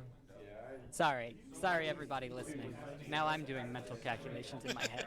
The point the is, one thing I said I wouldn't do. I've betrayed my highest ideals. Play other Stygian. Wow, this surprises me because this is the last turn. There's not another turn after this. I'm surprised that Cheese is playing Stygians. I suppose he did the calculations that it's worth. Oh my god, yeah. It saves 1 action because he's confronting a problem for a net cost of 2 actions, which is 1 point. I actually don't Maybe want even to 2 points if he gets the double face I off. think Bugle said he needed Okay. to double confront And I can here deal to with that win next turn. Sure. this turn. Well, you're also giving me an extra But I AP think he that also way. needed more Yeah. tranquility. So I'll do that. Okay. Score 2. I will ask you to play fast. Yeah. Okay. Or game those two. Yes. I'll go He for a will bit. ask him to play fast, which makes sense. Yeah. I'm going to pass turn and then tell me when I have priority. You have priority immediately. Okay. We're gonna He's pay doing 2, something. play into the stream, Okay. copy into the stream. Okay. So both problems are affected. Yeah. So do you have the dilemma? I guess is the Yes, question. it's right here. Oh, it is? Oh, that's Yeah. so clever. So, Oh, and I could have hyperbeamed to get rid of that. all right. So everybody. Um, So let me just, I have to explain what Bugle's thing is. The hat is outrageous outfit. Well, discard So spontaneous song and the dance. idea there is you confront a problem, dilemma. you move the character back to score 1 point.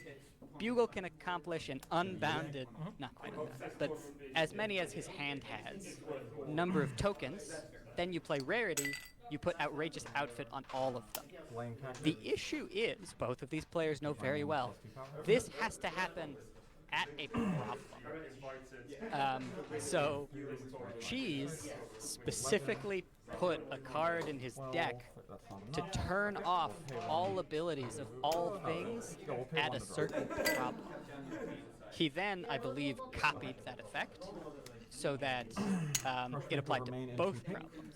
So then Bugle has this issue. Well, neither problem is allowed to have any shenanigans occur at all, so outrageous outfit has no effect. Bugle there is drawing. You might be like, oh god, does he not have enough cards? Does he not have the things he needs? Why is he drawing? The reason is just that he wants more cards in hand for more There's tokens. Now 6. The Now first one was 7. 13 total. Yeah. So Bugle, 7, in 6. his Yep. sideboard, also put one dilemma, so that if Cheese did this exact thing, which is pretty, that's a pretty large amount of Two for the calculation first that we're one, talking 3 for about the here second. to bank on this. But if Cheese did that exact thing of turn off Make all over my main to white. problems abilities, Bugle can just create a new problem, which 1, 2, 3, 4, 5, 6. that problem 7. does not have that effect. On So to if the himself outrageous and outfits 2 are all from in that playing problem, then he's good. That's not going to be an issue. 7, 8. Back up. What? Did you activate the swing and before you process the Unibar's trigger? Yes. It is a mandatory trigger.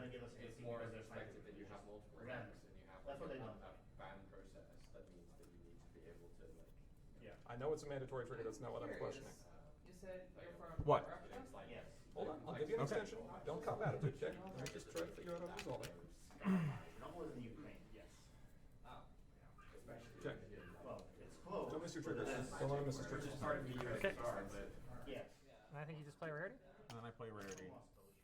All right. So So, if I had just played the hyper beam, which I could have, Then yeah. then that would have been fine. Okay. Oh, Yep. Cheese just pointed out something very interesting at the end, You could do that. I which should've is grabbed that it, he earlier, also brought And now I know for a top cut. Hyper Beam.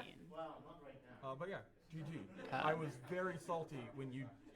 God, I needed exactly 14 'cause I needed to don't play the same. know when he would have had an opportunity to play Hyper Beam, because it's a main Unless phase it was effect. for the last turn that he was thinking of doing. I don't think there was an outrageous outfit on the board, so I don't know that would work. I'm not sure. Maybe they were thinking something different, but it's pretty interesting that Cheese does have one card of hand control in that deck, which is Hyper Beam, which hits a resource, and Bugle is playing a Hats deck, so resource is the thing to hit. But in this case, that was not workable. It wasn't enough. You know, it's a main phase thing. In theory, Cheese could also have like sideboarded in the Sonic Rainboom to like do it immediately, Which one? but The earlier thing? Yeah. So the Bugle had question already is, played did EEA, Big Cheese so win this? Or would you have just paid? sorry, what was that? The question is, who won this game? I barely won. That was Bugle. I don't believe Hard Time got called, I was, yeah. and if I had Bugle like, did finish the my combo. beginning was not great. No, your beginning was awful. Absolutely. If that had been better, I think it would have been fine. Oh yeah, I think you would have. I think you So, were. They didn't go over it for stream here because they were like 2 minutes from Hard Time. But the situation was, yeah, Bugle did play the Outrageous Outfit. He then played Rarity. He had 15 white, and he had 13 tokens plus Field Twirler plus the Rarity, all at the one dilemma, which still had abilities. So when he confronted, he scored an additional 15 points, By sending them putting home. his score up to like 17 or something. And that's a win. Ah. It didn't occur to me that I would need it. I could have fished it earlier, and I just never did.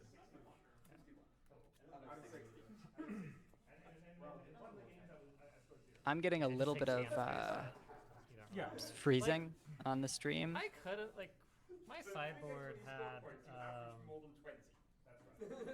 nothing Yeah, I useful in it. just pinged them about it. I It's see like, I the could freeze, have but copied the it, audio is still but it's really like, good. oh, well, what can I get? Copy my thing? Yeah, I do hear audio as well. Whatever it's called. Oh, the latest greatest. Yeah. I don't think you bother with that, no. So Bugle is playing a deck with pink in it, but it's not really a pink deck. It's almost entirely white. It just dips into pink to help flesh out the one-turn kill Literally have zero. situation. It does have belly flop, I believe, but I just didn't get in this so case, Bugle was not nearly entered enough into belly flop for that to be a thing. It's possible that belly flop also has a some combo characteristic. There's some reason besides just killing friends why he has that in there. I'm not exactly sure. Yeah, you're on top But of it. the beauty of this situation is even though Big Cheese had this like incredibly intimidating board presence where he could like do whatever he wanted, he didn't really have that much counterplay, and also not much immediate counterplay.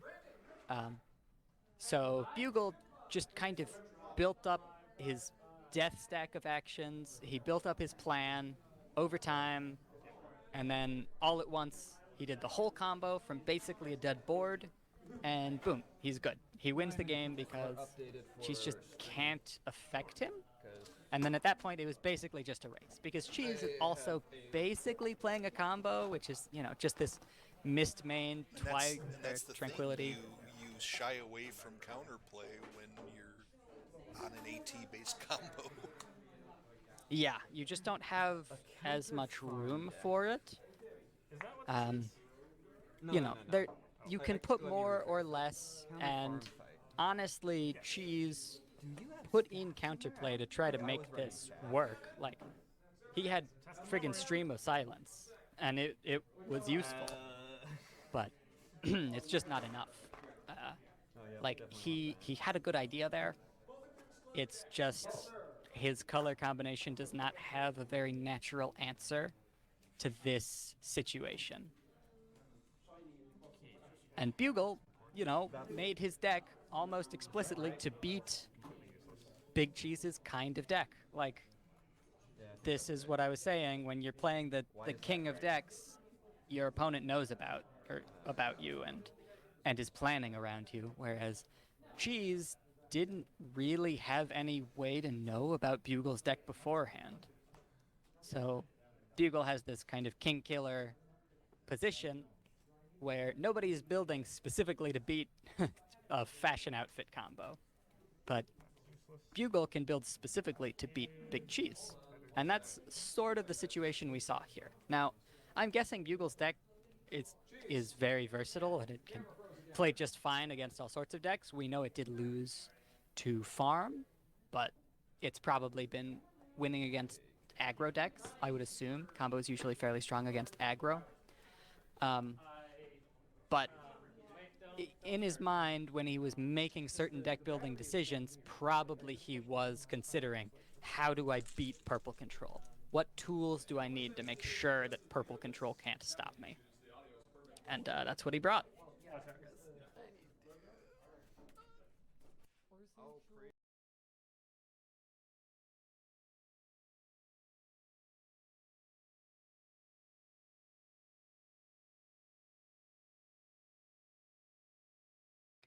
So, at this point, this situation means we do have the rock, paper, scissors that I was kind of hoping for, which is Farm. We know beat combo, but lost to the purple control. And now we know that the combo beats the purple control. Not always. It was a very close game, but Yes. it was pretty good.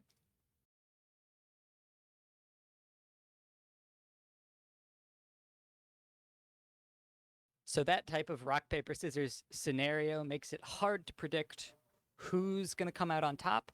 We've got no, dominant favorites. Kind of this Royal Tutor has been the presumptive favorite this whole time. We haven't seen a deck that's especially fine-tuned to take it down until now. And I think we saw fairly good but not perfect games from both decks. I think both of them, with a little luck, can do better. But I wouldn't be surprised if these were fairly standard games. Like, this is what you can expect. I wouldn't be surprised if Bugle was gonna win that matchup. If they played 10 times, he probably would have won more than 5 of those times.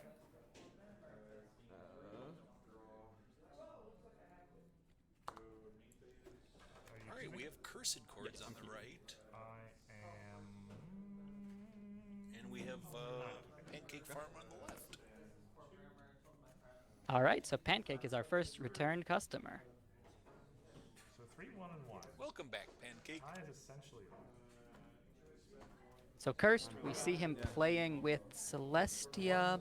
One round. I'm struggling to get a peek during this shuffle, but I wouldn't be surprised if he's playing something totally different than the Celestias we've seen before. And I was able to stop him from getting out of it. Oh, and EEA Council didn't get played last game. No, I think it did. I think it was at home. Oh, okay. All right. Even if Big Cheese didn't have any tricks, I think Bugle would have just played it anyway. Unless Bugle didn't have the actions for it and took a risk, but I'm pretty sure there was one that came out. What am I even going to do in this game? All right, have you been able to sneak a peek of any of these cards? I see some purple stuff and a Troublemaker, so I will take. the other deck does not have any Troublemakers, so it's at least a little different. I literally only have it in here to this turn. Looks like Pancake has a similar hand to what he had in his first game we saw. Alrighty. Well, he's got a Winter Zilla this time. Actually, was that 2? I'm not sure. I saw 3 Troublemakers, I know which is there's more a than we 10 saw list. all game last time. That's how. Yeah, that's fine. In this deck, this card is literally here. Also, interestingly, he is playing the blindfold. That is probably a good call because Royal Tutor does a lot of shenanigans, and the blindfold is the anti-shenanigan king. Big one to draw. Wonderful.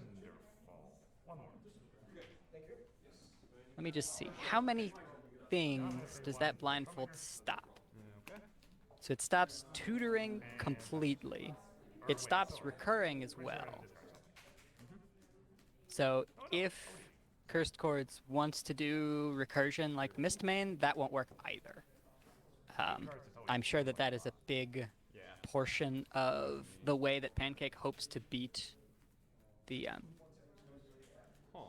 the Royal Tutor white Krabancer nonsense is by using that blindfold and maybe even protecting it somehow, but just using that to slow down the Royal Tutor and shut off Mistmane. I wonder what Troublemaker Cursed Chords played.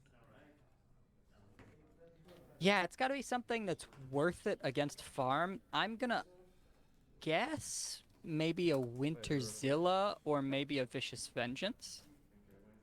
There's no reason for it to be They'll move to confront for a point. a Tempest yet. And honestly, Tempest probably would be sideboard material for Cursed Chords here. You don't really want to use Tempest on Solano.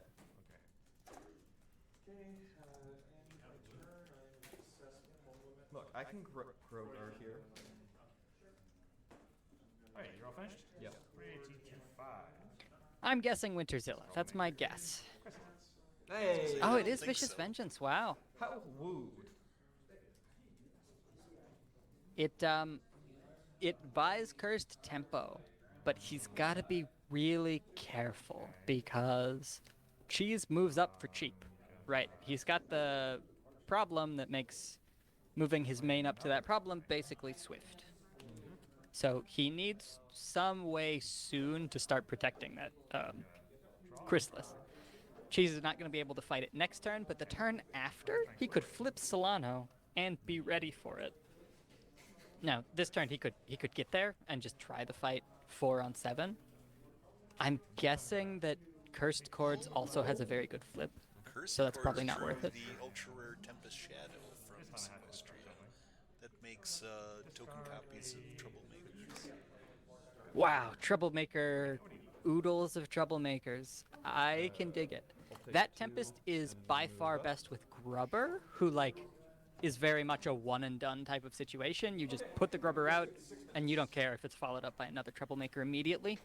Otherwise, the issue with that Tempest is you can only fit 2 Troublemakers at once. So, the fact that she can every turn give 2 Troublemakers and 2 Troublemakers doesn't necessarily help. But if they're Grubbers, then it helps. Then you're just destroying your opponent's hand. Maybe that would even be good against Bugle, who, it's a very hand-based combo. It's an interesting idea. I like it.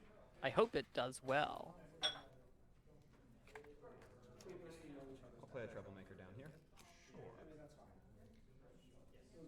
here. Cheese is Pancake, different food, is loading a Troublemaker. That Troublemaker is not going to flip up because Chrysalis is epic.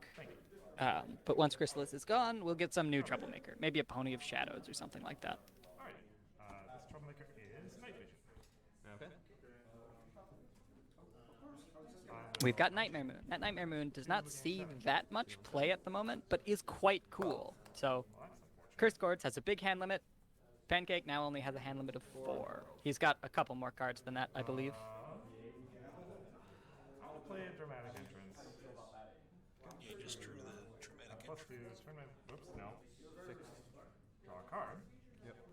Then turn my main up. Okay. So we are at 7 on 12.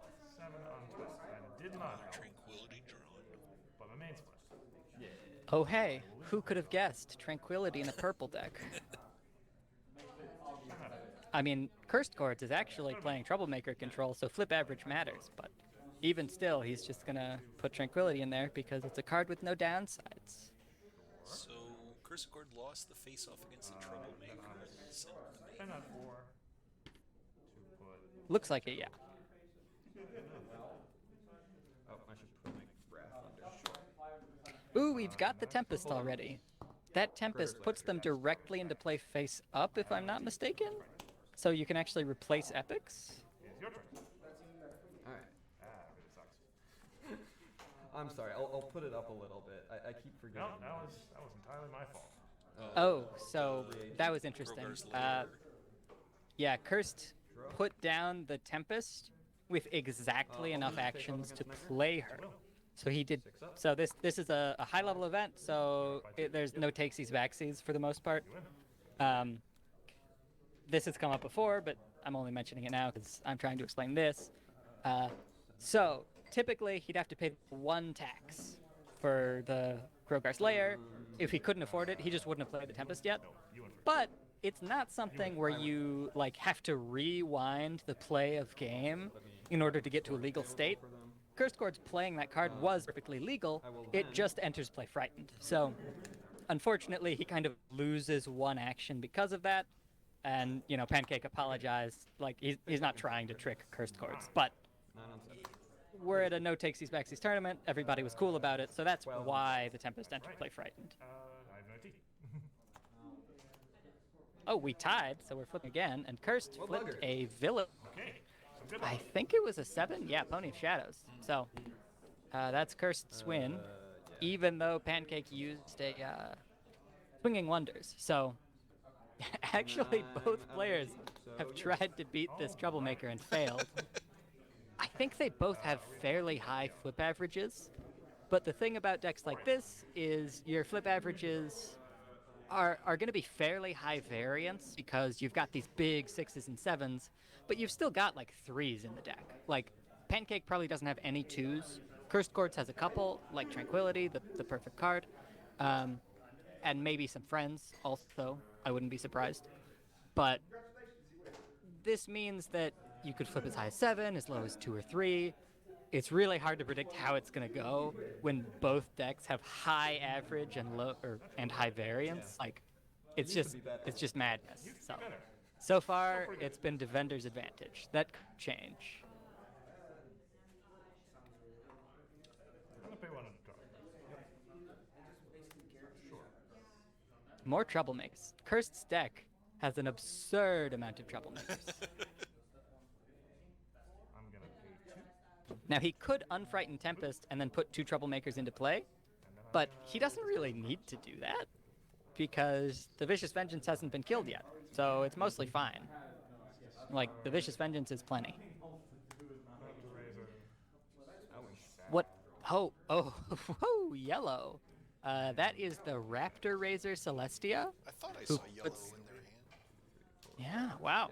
So that puts tokens into play equal to the power of a troublemaker, which in this case will usually be 7, because there's some big old troublemakers in Cursed deck. I'm guessing that Cursed has some other yellow cards that are going to synergize with this, or maybe something else that makes critters good. Either way, though, it's like 3 actions for 9 strength, 7 critters plus Raptor Razor herself. So Cursed didn't play that, he threw it away, but still, it's a pretty cool card to see, and if that does ever come down, it's going to be neat. I'm looking forward to it. And that is another loss of a face-off? That's interesting. Pancake did not elect... Yeah, and now he no longer is able to use the move because he has 2 colors. It's possible he forgot, or it's possible he just had, like, he found it really important to do all 3 actions. He's playing a Tempest. I believe that has no effect on Celestia, so it's to flip his own main. The Celestia gets to flip back over at immediate speed.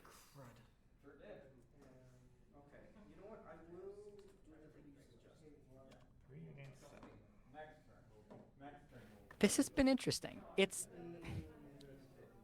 been a relatively slow and gentle game as far as farms go, because Pancake has failed to farm twice now, which is good for Cursed, but the issue is Pancake's playing Solano, so he has kind of this fairly consistent scoring source, and he's been lucky enough to build up a pretty sizable point lead already.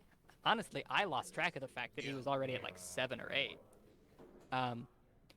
And Cursed is still trying to get off the ground because we've seen that everything is at such a close level. Like, both players have to use a lot of actions every turn to try and make momentum.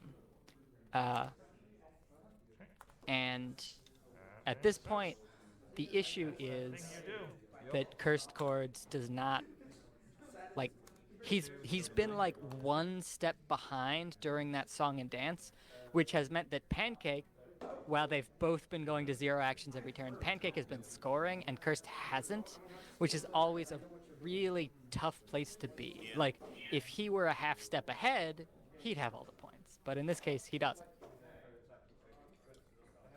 I'm surprised Cursor wasn't able to get another epic out that would stop the Tempest. That's true. I kind of have the feeling that Cursed wasn't really worried about it. Maybe he wasn't thinking of Tempest, but he was like, you know, oh, a troublemaker. Who cares about a second epic? Maybe if he had known it would have been a Tempest, he would have put out another epic, but, you know, it's just such high uncertainty. Yeah, it's not a great feeling to put out epics for an opposing farm deck. Yeah, for sure. And I remember, you know, that type of calculation, Tempest is a problem, but not a game changer.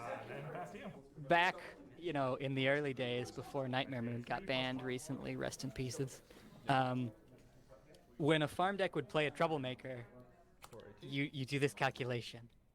Is it Nightmare Moon or is it anything else? Because if it's Nightmare Moon, I need to respond immediately. And if it's anything else, who cares? It's 2 points for them. In this case, it's just Tempest, so it's just 2 points for Pancake. It's not gonna make or break Cursed's deck. For Pancake to have 2 more points. No, if he can keep doing that a couple more times, then he's just gonna spin to win and everything's gonna be fine and dandy. But just 1 Tempest, it's not the end of the world. Frighten Sunset Shimmer? Yeah. To try. Pancake just used staff, pay 1 to frighten. Not quite so simple. He's gotta flip for it. That Sunset Shimmer Unless they put is the Sunset Shimmer on top of their deck along with the yeah. opposing friend. Could get rid of Swinging Wonders. I don't think that's worth it, but it is interesting. They flipped the same. So right now, Cursed Chords is down by 2 strength, but if he can get rid of the Staff of Sakanis, he can keep the Starlight Glimmer. Pretty important. And I think he might just be calculating if it's worth it to do that, or if he has some way to do it. Okay. 99. Oh, he just has 2 more strength on the Starlight. So now it's a tie. That card also Ooh, and he allows a outflips him. draw, which lets them get to the 7 flip. I'll take getting a dramatic entrance out Wow. of it for Yeah, both of these players have high flip averages. I think you come out on top of that one, but The I fact think that Cursed... Cursed's flip average is lower, I but will move he's to flipping very Harsh lucky. Expectations. That is. I assume it must be lower, yeah? But he has a lot of events and a lot of troublemakers. Yep. So even though he has a few friends and Pancake has almost none, Okay. it seems like he probably still has a pretty good flip. So, Meticulous 2. Basically, we have to see if this makes or breaks Cursed's game. Now, I think that's the restricted section Celestia, which is probably a key player in this deck. And then he's putting the second Ultra Rare Tempest on bottom because, like, honestly, who cares? Who could possibly care? He does. It looks like he wants to hold on to that Ultra Rare Tempest. But it looks like he's about to draw the restricted section Celestia. Quite a strong card. She's going to be at... I don't know how much strength she's going to be at right now. Maybe only 2. I don't know if Cursed has any banishes. Oh. Meticulous was not allowed to trigger because of the blindfold. We made a mistake. Blindfold doesn't block Meticulous, I think. Players can't look at cards in decks. I believe that's Meticulous. And it was 2 cards, correct? That's correct. You would both agree that the top half of this deck does not have any known information? Yes. Okay. Ooh, that's interesting. So, in the past, if you had never put any cards on the bottom of your deck, then you just consider your deck as random, and so you shuffle it if you accidentally get information. I've not actually seen this before, but I like what Grandpa's did there. So we have put some cards on the bottom of our deck, but only a few. So it's like, well, the top half of the deck is still essentially random. So I'm just going to shuffle the deck, shuffle those 2 cards into the top half of the deck. Is that a different troublemaker? How many gosh darn troublemakers is this guy playing? Ooh. Tranquility flipped. Yep. The only use case where Tranquility is not amazing. One for a rainbow laser. Yep. I am flipping. You're right. Sorry. I'm up by 1. You are up by 1. All right, so Cursed used an event to make himself better there, and Pancake did not undo it. I agree with Pancake there, even if he had a trick, because the thing is, Cursed used an event to give himself more points. So Pancake could save that event for later to give Pancake points, or he could use the event to deprive Cursed of points, but Pancake is at 10. do not. He's already inside of winning, so it's more valuable for him to hold on to tricks to turn them into points for him rather than deny Cursed, who's at like 3 now. It's not necessary to deny Cursed points. There's no brownie points if your opponent loses at a smaller score. You just need to get to 15. So that's what he's trying for. He's just holding on to the tricks. Well, The discard pile. But cards can't leave discard piles. Oh no! The card has still been played, but it has no effect. Oh, that's devastating. Yeah, that means restricted section is actually just very weak Long game. yeah. for this Long day. matchup. Yeah, that hurts. The Alright. I didn't the think of it blindfold either. has been a good card here. You got it. You got to confront. Or wizard. I said sport based. And I think we no, he's smart. Okay, we'll enjoy this break because I can't get it next round. All right. 4 for me. Yep.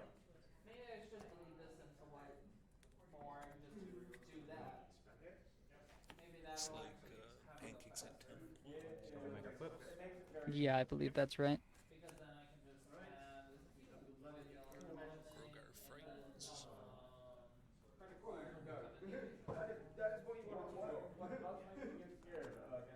Cursed loses the Starlight. I wonder if they'll banish the Grogar to get something else. I'll pay 1 and draw. Yeah, so at this Oh, but point... you can't search decks. Oh, yeah, so you would They just have banish the Grogar and that would be it.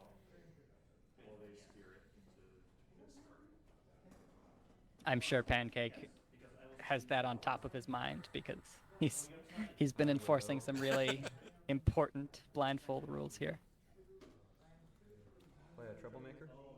Seems like blindfold has been a good inclusion to this deck. I mean, Pancake is playing mostly just a blue deck. I mean, there's not a lot of pink in it. There's also Wrath of Gilda, I know. But the blindfold, it's good against Royal Tutor, right? It's good against the control version, and it has been really, really doing a lot of work in this matchup here. Or no, now I'm really not concerned about. Pay 1 and draw. Sure. Alright, move to confront. Confront is 5. Alright, brings me up to 11. We're on 5. Let me do 2, 6. To 6 AD for Cursed. Yep. Unfortunately, he does not have any board at the moment, and that Grogar's Lair is still active, so it's a tough climb here. That means Choose a round. Choose a round. Rallies the Starlight Glimmer. Rallies the Tempest Shadow. Ah, yes, he can replace the epics with epics of his choice if he likes. do this in game, but it looks like it won't happen.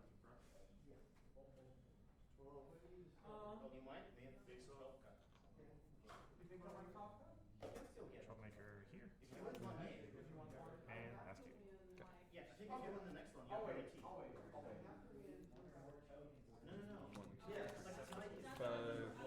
Interesting. Plays a troublemaker. Draw.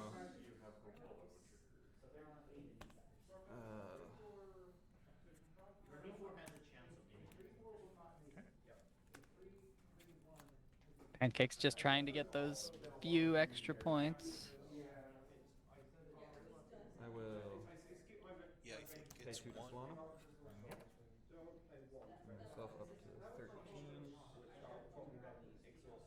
All right, he's at 13, so that means he can win with 2 more confronts or 1 more Tempest, but he's already seen 2 Tempests and he can't dig for the 3rd one, so probably just 2 more confronts. That'll be fine, I think. You have I have 1 AT. 180 and you have 6 cards. 2 friends. And 2 friends. Which means I only need to pay 3 for Wrath of Gilda. Sure. He's doing Wrath of Gilda just to be safe is the idea. I will He's got some extra actions, move to and confront. all he needed to do is sit at that problem for 2 turns. Okay. 14. So it's a bit cruel and unusual, Yep. but I understand. It's a high-level tournament. He wants to be as sure as possible that he can win this. And now Cursed has probably no outs. I mean, considering There's he's lot not of a combo deck, troublemakers, but that's true. He no longer can put them into play face up, though. That wouldn't solve his issues because it's a farm deck on the other side. Considering that Cursed isn't a combo deck, he can't score this extra 11 or 12 points in 1 turn. So he needs to find some ways to stop Pancake from confronting. Being a purple deck, he probably has some. But then it's a question of how long can he actually keep that up? And then eventually Pancake can just dig for the Tempest. I assume Pancake is playing 3 Tempests. So there's not a lot of great options. But there's not quite 0 options. Let's see what he does. Ah, all right, he's just passing. So he probably has a trick in his hand. We'll see if Pancake has any way to get around a trick. If he has Swinging Wonders in his hand, for example, that'll get around 1 trick. So you worn out. he drew I go another home. Kroger's later. You block with the troublemaker. That is probably not valuable anymore. And you hold Wow, me Pancake just is 14 full of to troublemakers. go find B there. Okay, so that's the plan. Which means I need to be able to do. All right, so he's just going to be digging for Swinging Wonders, I think, which is the right call. Yes, yes, it would. There's a pinky squeeze. He does have entry for it, so overall it's fairly good, And I but should it's not go relevant for a draw little while. more, but I need to be funny. I need to be funny. All right. He's doing it. I move to confront. It was the 3 Grogar's layers. That's what won the day for him in the end. Sent home, no confront. Okay. How much time we got? As we might have seen coming. Everybody at home. 8 minutes. Doubt the B's getting to 12 power in 8 minutes. Okay, that happens. This turns over. Yep. It is. The fact that Cursed Chords stopped paying to draw with Actions to Spare did strongly imply that he had a trick ready to go. Pancake probably knew it, but he also wasn't particularly worried. So at this point, Cursed needs to come up with a plan to get a lot more movement abilities. Can't go searching. I can't go searching. Kroger banished. Can't go searching. Oh, Bees will not attack their master. it hurts, but it's not a big deal. And I'm. Pancake takes it. I want to say that if you had hit blindfold, it would have been a much different thing, but Yeah. I've spent the last Wow, 3 Blindfolds blindfolds. creatures always dunking up my hand. Kroger's Never a resource to get rid of. And now here we are. Yeah, it's a game of resources this year for sure. That was a good mental break. You know, purple Think and straight for last. white had been weak in previous tournaments, but now that they're strong, blindfold is back to being a really big deal for sure. It's alright. I knew I was gonna have a hard time. I mean, it's always fairly powerful. really just. Like it Yeah, I was turns off playing it a lot recently, of cards. and I can't remember what it was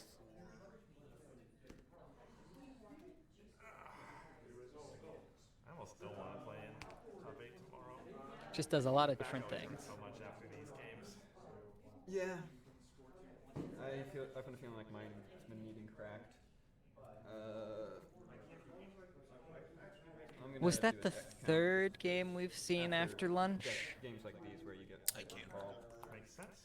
I did hear 8 minutes on the clock a few minutes ago. And we have very different sleeps. So it should be okay. Yeah.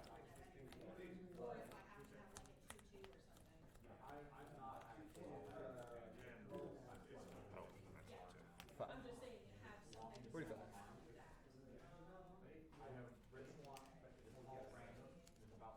So I know we've seen this one. We saw The cards I Cheese took and out against Bugle, you, I was very confused at. and then we saw Nothing stopped fighting Max and Brandon, but I don't remember if that was before like, lunch. I guess I could hit Tempest and whatnot, but Mine were a bit more straightforward. yeah.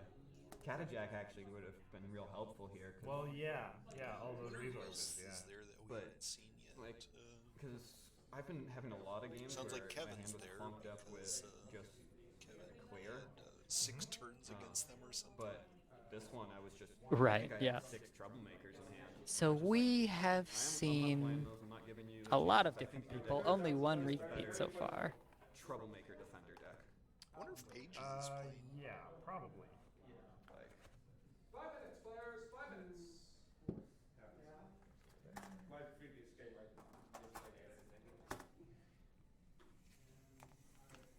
And I wonder who got Salt Block yesterday. if that had been D's, it could have been possible. But Yep. It is a storied tradition. but then you would have had to get through. The Grogar's layers really suck. Yeah, like the Salt Block. But you could have done it with the other Unless you are a horse. banish. Forbidden Salt No, Block. because cards can't leave graveyards, and they're yeah. I had to get rid of those Grogar's layers, or else Raptor Raider wasn't doing anything. Yeah. I did in the Harmony match yesterday. Yesterday. Almost. I didn't have quite enough AT, but I almost was able to play. I'd love to see Revolution, Cursicort's deck when it gets going. pay the AT on the Grogar's layer for each of the critters. Yeah, it had a strong start, but that blindfold was a big issue. I was also hoping to see that Tempest get used. I'm guessing Grubber is kind of one of the main pieces, but maybe it's also just to do like double farms. Not positive.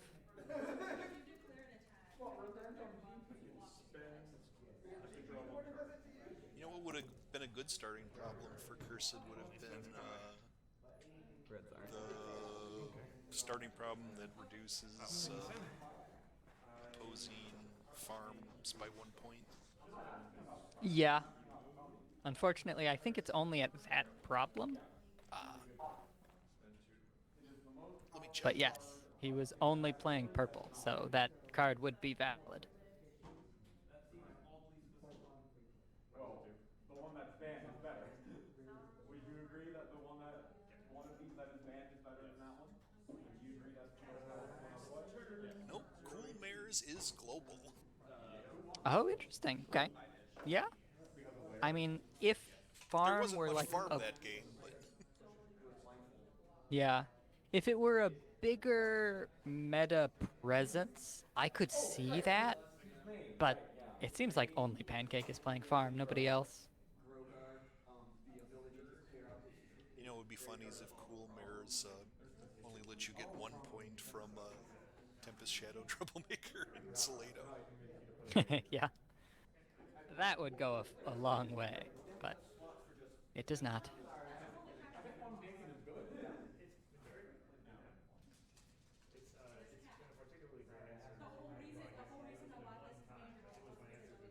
So there's either 1 or 2 games left, depending on how good my memory is. I think it might just be 1 more.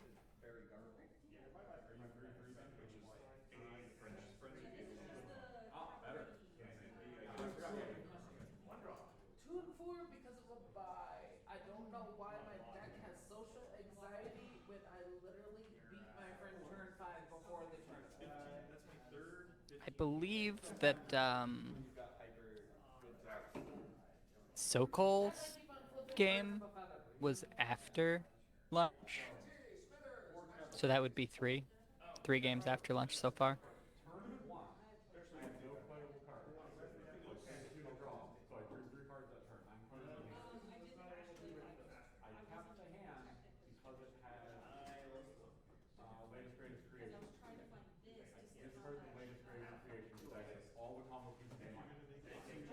I will take your idea and bring it home with me to regards. I believe it.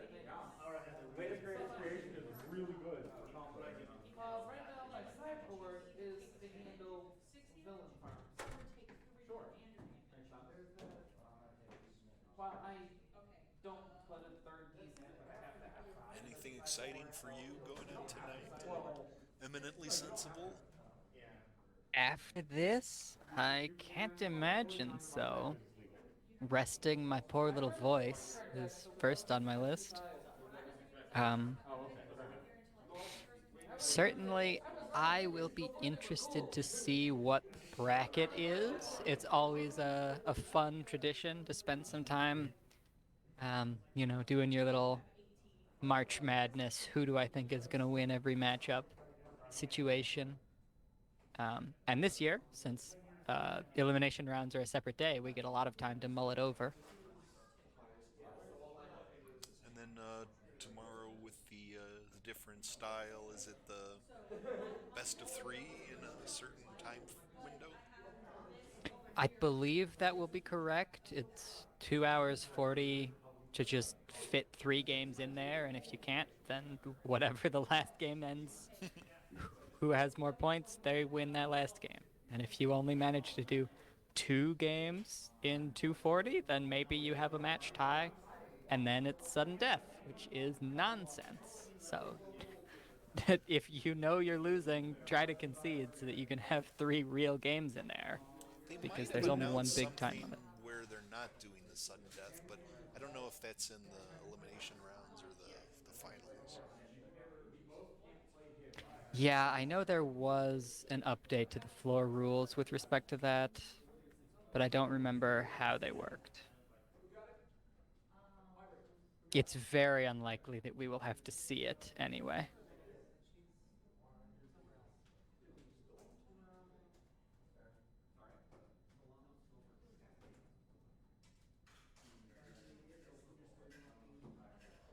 I guess Cursed needed to draw some resource removal, but never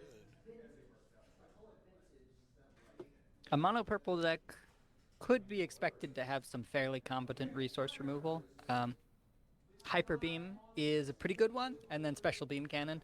It's kind of up to taste which one you like better. Oh, they removed a staff pretty early, I think, but there was another one played shortly after. Going into round 7. All right, this is round 7. I This heard it is it, spoke. the last match of the day, people. Are you ready? This is for all of the stakes. Yes, it happens to be exactly as important as every other Swiss round, but this one is highest stakes because it's the one that everybody's going to remember. So it's low stakes for everybody off stream, but the 2 players on stream, this is the big one, This is the time to perform. Get mean. Yeah. Let's see. What color have we not seen enough of? Orange. Get orange. Let me see some orange mirrors. Let me see Applejack versus Grubber.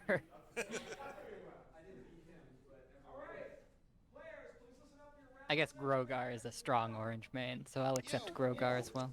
Um, that's that apple bloom that has the exhaust synergy. Yeah. I haven't seen that in a while. She is adventure legal. She's awful, but she's Oh legal. no, not that one. The one that when you I think when you play an event you super exhaust something. Oh, yes, the friend. Yeah, that friend is quite strong. The only issue is it has to be an orange event. It's that talented keyword. So it's a little tough to use, and it's really made and broken by how good Orange's events are.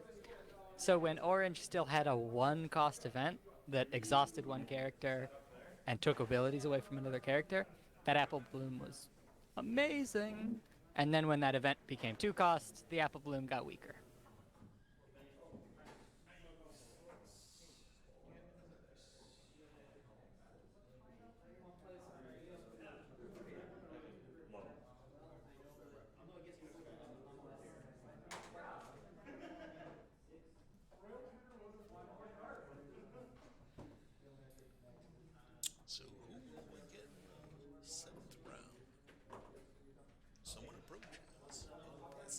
Yeah, I think the pairings were being given, so I assume people will be wandering here directly. I wonder if anyone dropped after they got the promos. Yeah, could be. Certainly, if somebody was having a very bad day, it's not Oh, yeah. surprising. If I was playing my Coco deck, I don't know if I'd make it all 7.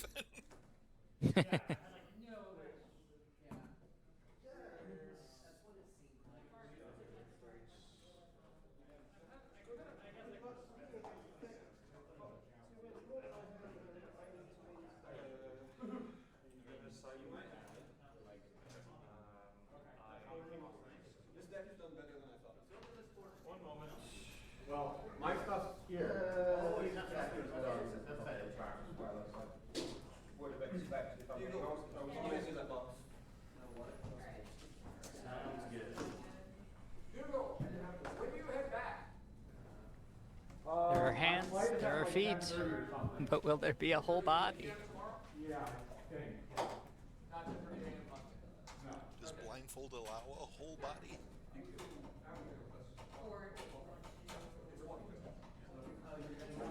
I'll allow it. I'll overrule it.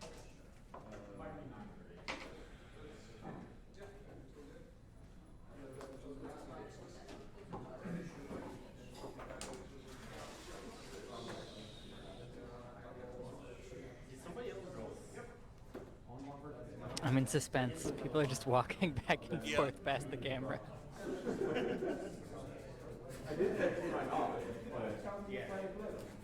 Oh, Grandpa's asked us, who do we want to see? All right. All right. I'm paying attention. We haven't seen Diamond Song or Minty, so it should definitely be one of them, I would think. Ara versus Sokol? So personally, I'm leaning Minty versus Sokol, but I want to know what you think.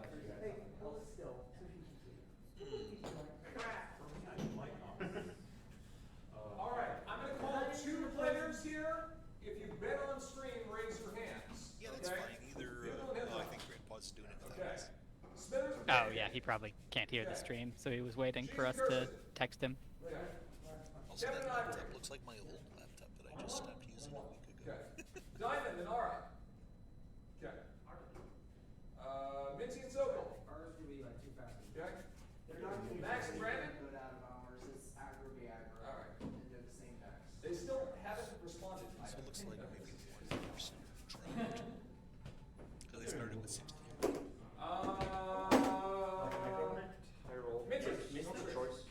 Yep, they asked for use specific. All right, I went ahead and requested. I've broken through the thinking. I've taken action. I don't actually recognize Minty.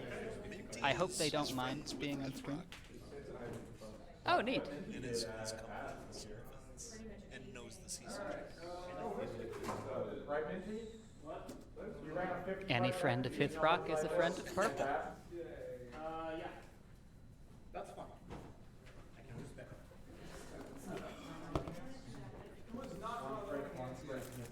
That's Yeah, I remember that Dragon Horde. Oh my gosh. Anemoy, I made a good choice. yeah. Made a good choice on this day. We've finally gotten the mysterious 6th color for Multi Fresh. Probably, but they'll get it by elimination.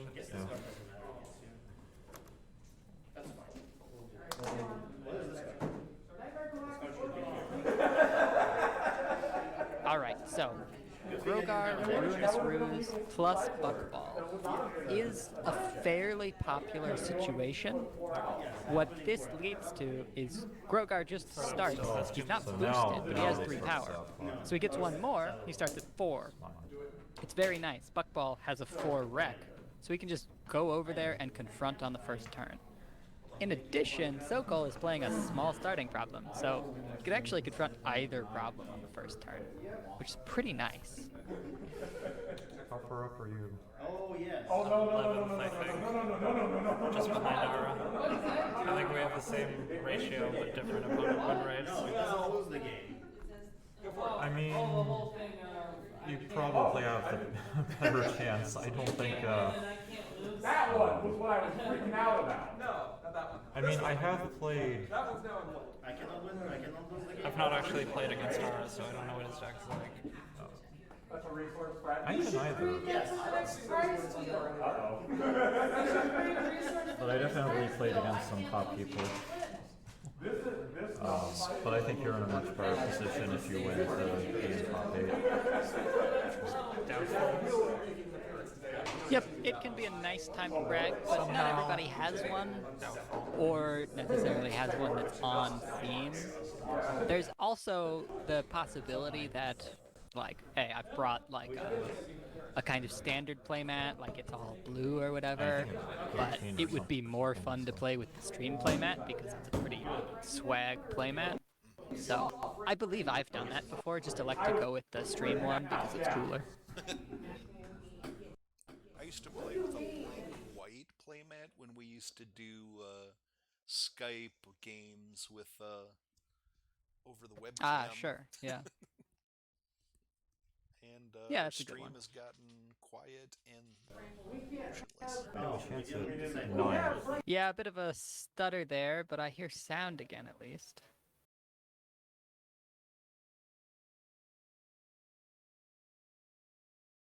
And now the sound is gone. And I could sign both. And it's back. And we've got movement, no less. All right. And the main moved to the other problem.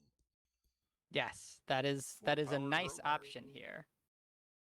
So the nice thing about this is even if Sokol has a face-off there, right, Minty doesn't lose Buckball strategy, so Grogar's still going to be 4 for later, which is pretty nice.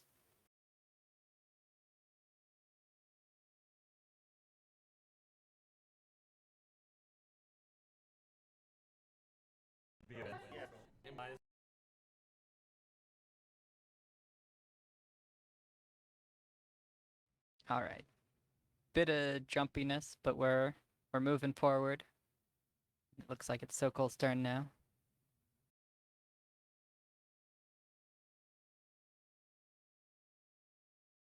So typically, the Solano gets to make this decision about do I flip early and just throw us into a 3 actions per turn game, or do I wait? But in this case, the Grogar is about to throw everybody into a 3 actions per turn game anyway. And in fact, if you just wait 1 turn, the Grogar is going to put it into 3 actions a turn, and then Sokol gets to be the first person to gain 3 actions. Whereas usually, if you flip Solano, your opponent gets to be the first person to gain 3 actions. So it behooves him to wait in this case. I can't actually see if he waited, but I assume he did. They are investigating the camera.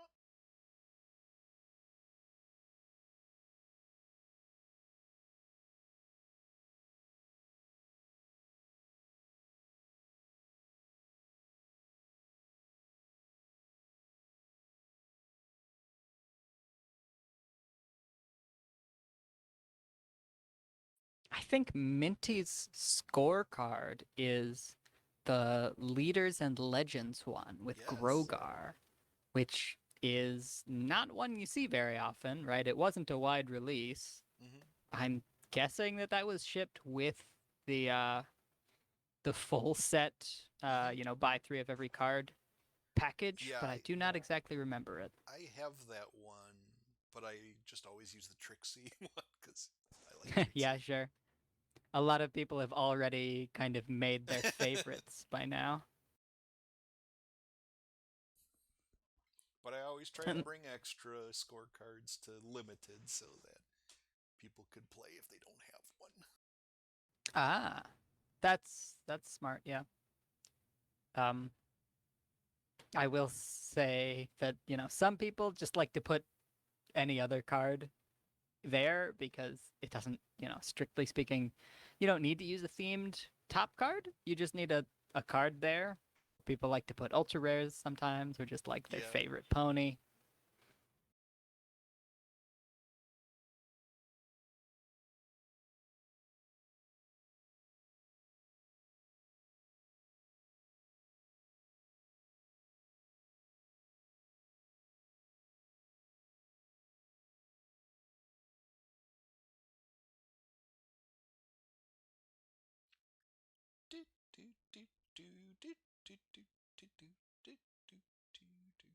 Yeah, I can't say too much because I haven't actually like seen either player's hand.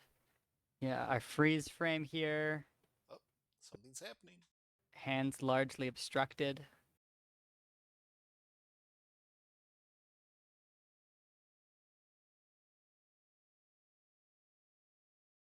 All right, let's see if that was enough to get us in. Sokol had a Tempest, which is a good card. It doesn't do anything against Grogar, the main, I mean, but it'll still flip. It'll flip Tempest back. I mean, sorry, Seleno back. All right, things have happened. And we can see Sokol's cards. Beautiful sight. What? Sokol is playing Catajack? Sokol is playing an orange deck? Wait, what? We didn't see a single orange card last time, did we? Oh, it was the Grubber trigger. I was like, what am I seeing? Why is Sokol holding orange cards? Okay, that makes a lot more sense. Well, Crisis averted. Two of us that were confused by that. And Sokol has once again pulled off the Tempest with Grubber Troublemakers. Yeah, pretty nice. Hey, we do see that Apple Bloom that you mentioned. That was Minty's first friend, it looks like. I'm guessing that Minty is playing mono orange or maybe a light touch into something else. But with Grogar, you can enter into everything immediately. And I see a lot of big Imped Orange friends. So I'm just sort of guessing that Minty's planning to just stay in orange the whole time. Yeah, I wonder if it's going to be Orange Farm and just hasn't gotten to that point yet. I'd believe it, yeah. I mean, the Staff of Sakai is already out. I could see if it's sort of like a mid-range farm and control strategy. Farm sometimes uses Catajack, not always.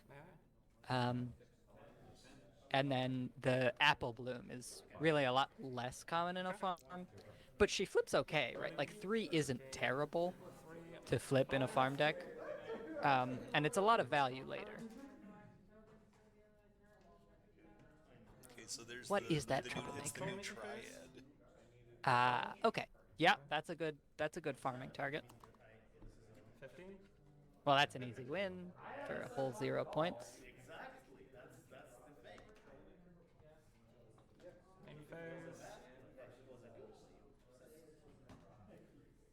Well, the Catajack is not going to be super valuable against Sokol. I bet the Catajack was there to hit with Pony of Shadows. That's a good one, yeah. I would say if Sokol puts out a lot of resources, then the Captain Jack could add a lot of value. But Sokol doesn't have that many friends, so Catajack probably won't be needed for that. Honestly, I'm not sure if Sokol has a lot of high-value resources anyway, so the Captain Jack may just not end up being super useful, and that's okay. Well, if Minty's gonna farm, then Flash Magnus Shield is... You need to get that out of there. Yeah, for sure. I think Sokol will probably... Well, I'm not sure if Sokol knows that Minty's a farm deck. I mean, I'm still not 100% convinced that Minty's a farm deck, though it is looking more and more like it. There is a face-down Storm King Troublemaker over there, so... Okay, yeah. That's a lot of troublemakers. Well, because Sokol can always choose to keep one resource, I'm guessing the shield is going to be better than the Staff of Sakanas here. So he'll probably just elect to keep the shield for the rest of the game, even through any Captain Jacks. But if Sokol plays 2 shields, then Minty can get rid of one of them for sure. Or shield plus Stick of Sakanas. Ooh, I would not be surprised. And there's the shield. Very strong card. I mean, the thing is, Minty may try to go for it anyway. Like, he's so powerful here. The Buffalo can give him up to 2 extra flips. So, like, he can win the face-off if he really wants to anyway. But it may not be worth it. Yeah, well, that's good. That's good tempo from Sokol. Taking out the Buffalo. That's even better than dismissing the Buffalo, really, because in discard, it gets one of the extra flips. So the issue here is if he challenges and fails, then he's at a big disadvantage because it's hard to get things back to the Storm King. Yep. 10 against 6. Flip. 10. Yes, you're right. 10 against 10. All right, it's a tie, which is probably better for Minty. Oh, that's an extra flip, so that's gonna probably be good. Ooh. Yep. So Minty's up by a full 5. Maybe it's 4, but plenty. Anything else? I remember this card. Nope, that's it. All right, he won that. It was still a good call for sure for Sokol to play the shield. Yes. I mean, like, it could have saved him there, and then that shield is still going to continually generate value moving forward.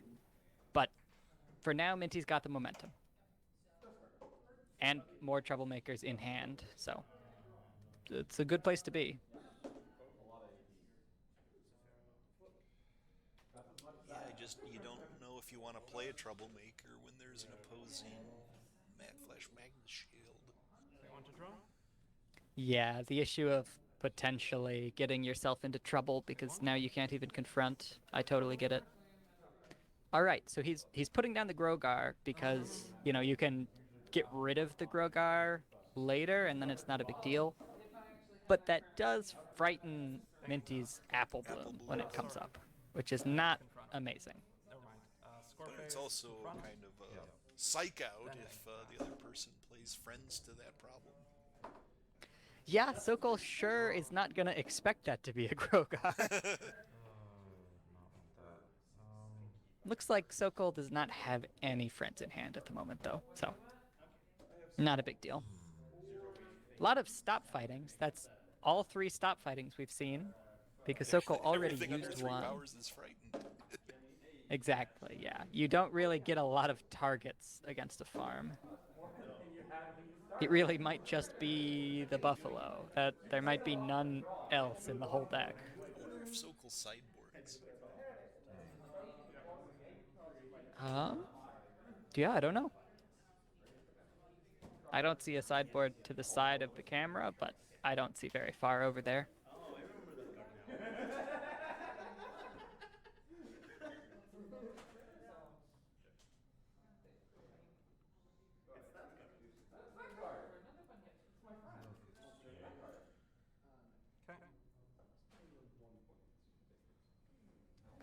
All right, so Sokol is moved over, so we can start this single face-off, which makes a lot of sense. Sokol is just assuming, look, the farm player is confident.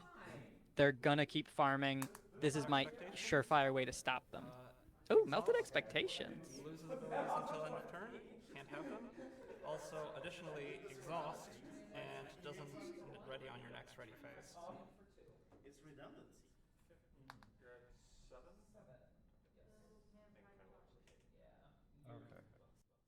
So I think technically the way the order with that goes is that if you exhaust the character, then you can't do the exhaust and doesn't ready thing. Yeah, they might have changed that. Maybe it's worth pinging Grandpa's though. Ready?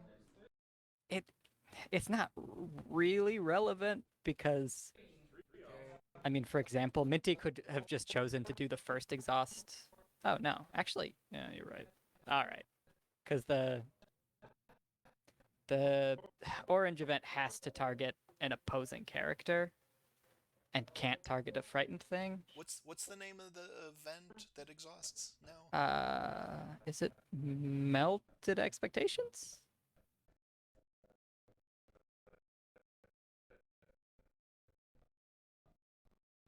Yeah, I think he had to exhaust the Seleno.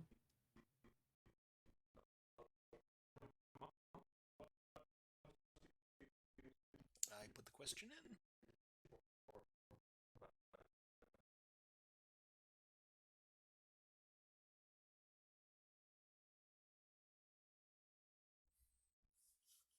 And the stream is grown tired again.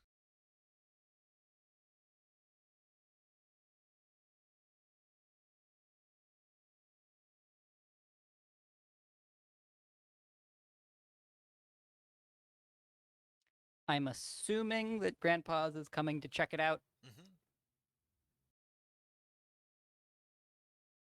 And then maybe while he's at it, he'll fix our camera. I What a haven't stand-up told him guy. about the camera.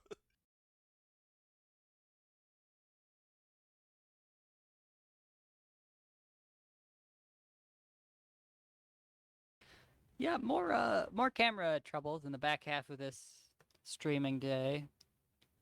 I heard that the Wi-Fi connectivity wasn't great, so that might be part of it.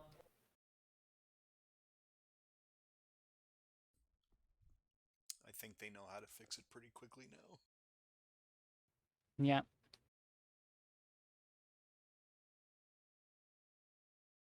All right. So the Apple Bloom is still able to do a double exhaust. Told you. You did.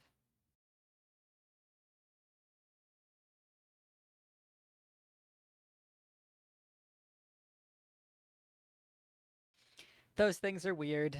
It's the type of thing where I like to Well, I remember having a presume lot of that trouble I with don't know what I'm talking about.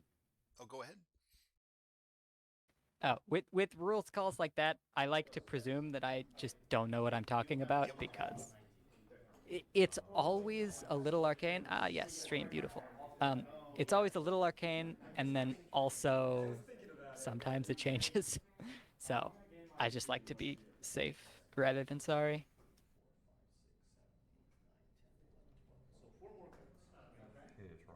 So let's see what we've got. Half exhausted Seleno. No, you should play that way. He's like playing against people yesterday. He was on 218. Got a frightened big hoof on Minty's side. And the Apple Bloom is frightened, And the which... Apple Bloom is frightened by something. Yeah, I honestly have no idea what caused you the know fright. what? It was probably frightened by the Grogar, and the Grogar searched for something else. I see. Anyway, go ahead. That sounds right. That Grogar should be banished. No. Yeah, it banishes itself. And then it comes out if banished. So it should never really go to the discard. It should be in the banish, I think, is how Grogar works. Yeah, I don't see it in the discard. Do you see it? To me, it looked like that top card. Now it's too glary. Scorpion. I really doubt it's going to be relevant because, like, he's just going to pull it out of that pile to play it again if he does decide to do that. Like, everybody knows that Discord or that Grogar is banished. It's fine. That said, there are some orange problems that give you power for having things in your discard. Ooh, that's true. It's a fairly weak orange problem, but you can do it. 15. Why not? Sure. Okay. Minty is doing the work to try to win this face-off. All right. It's always good to do that because you don't want to give Daybreaker those extra points. And now we have 2 0 bonus problems out there. Oh wow, low stakes now. Ready? 5. Draw.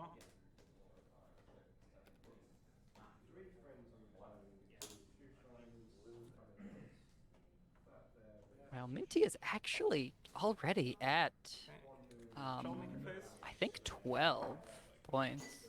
Yeah, I think So you're it's right. just this one farm.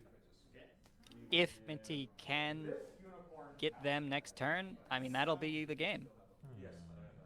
Sokol is maybe around 8, so really not doing bad, and like that one key farm, if Sokol can get it early and like steal it out from Minty, that'll be enough to tie up the game. This is gonna be the first time I'm gonna have 0 cards in my hand by the time I finish this. We'll discard This is a going to be a funny turn. Pay 1. Pirate ship. Pay 1. And I move Grogar here. Don't forget to exhaust pirate ship. For a rushed makeover. Aha, he did not. Yeah, pirate ship is nice like that. It doesn't matter when you get it, because using it that first time is exactly as expensive as just paying to move. Attempt to And I fight. believe pirate ship gets around showy. I think you're right, yeah. Pretty uncommon, but it does happen sometimes.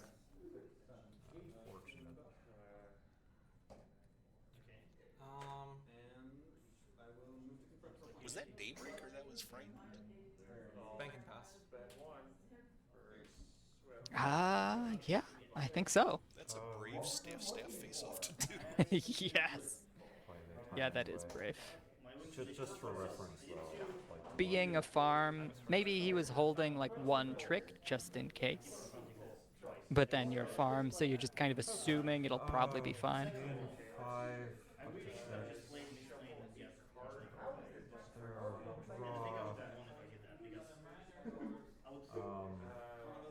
This on exhaust.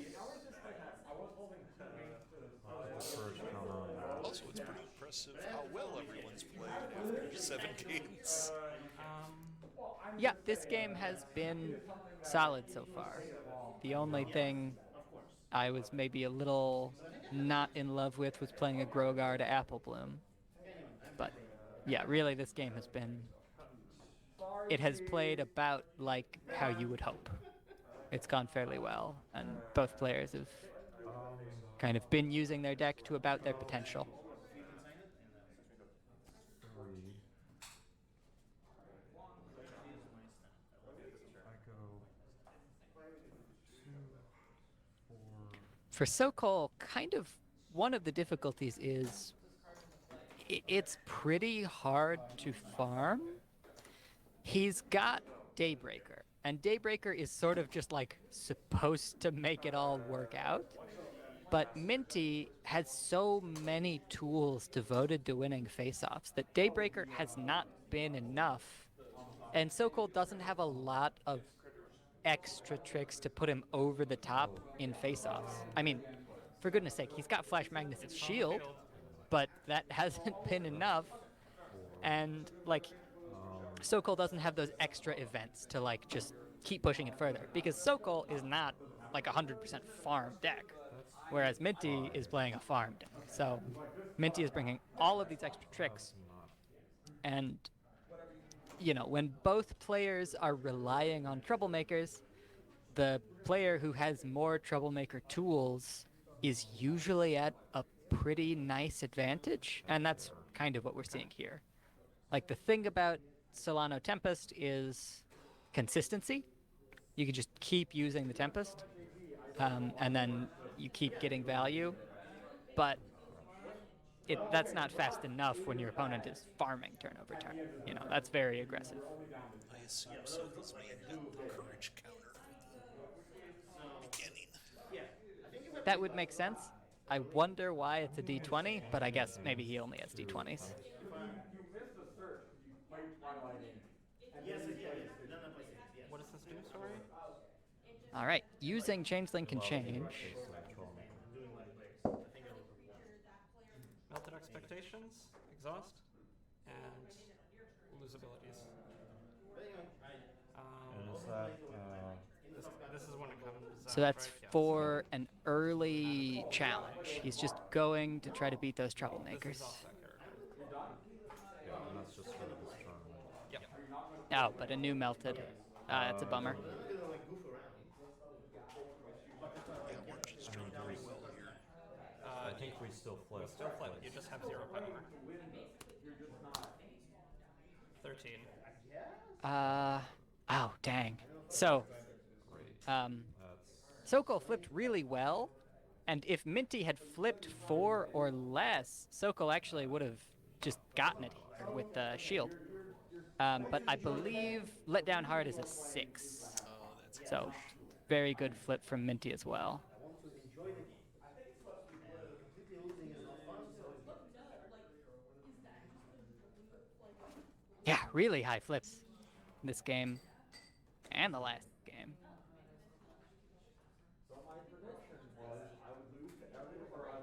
Well, I had that only Bugle was, or sorry, only Pancake was playing farm. So the people who brought anti-farm tools, you know, didn't get to use it that much. But also Minty is playing farm. So that, I mean, 2 out of 16 is a fair amount. You don't really expect farm to be like a full half of the board, or, you know, of the potential opponents. Yeah, we don't But have standings yet, so... Yeah, it's possible that both Minty and Pancake could get to the top. That might depend on if Minty is able to win this one. Because I believe the matchings that we were offered here implied preliminary standing. And so the only thing left is the outcome of this set of games. So I think if Minty gets this, he may be in the top. Same for Sokol. Loses the face-off to Tempest Troublemaker.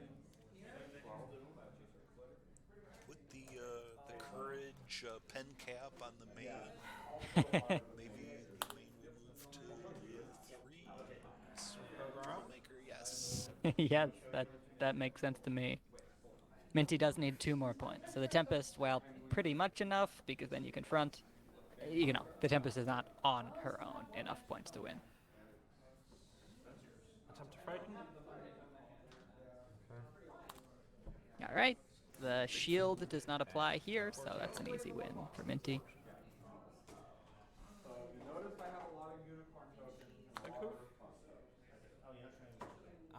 All right. Those 2 stop fightings that Sokol has been holding on to are going to come in handy.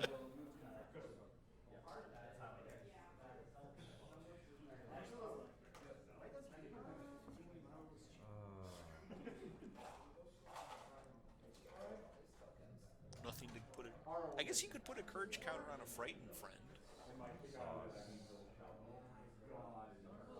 Yeah, I think that does work. It would be nice on Daybaker, but it's not a big deal.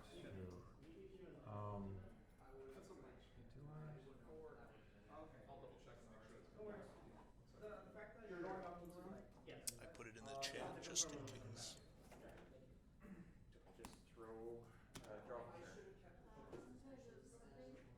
Hey, screen, stop for a second. I just throw like everything. Yes. Okay. I think that's what I have. This. Oh, is that card mandatory? I don't know, I think so. Courage counter on something. I don't think I have other targets.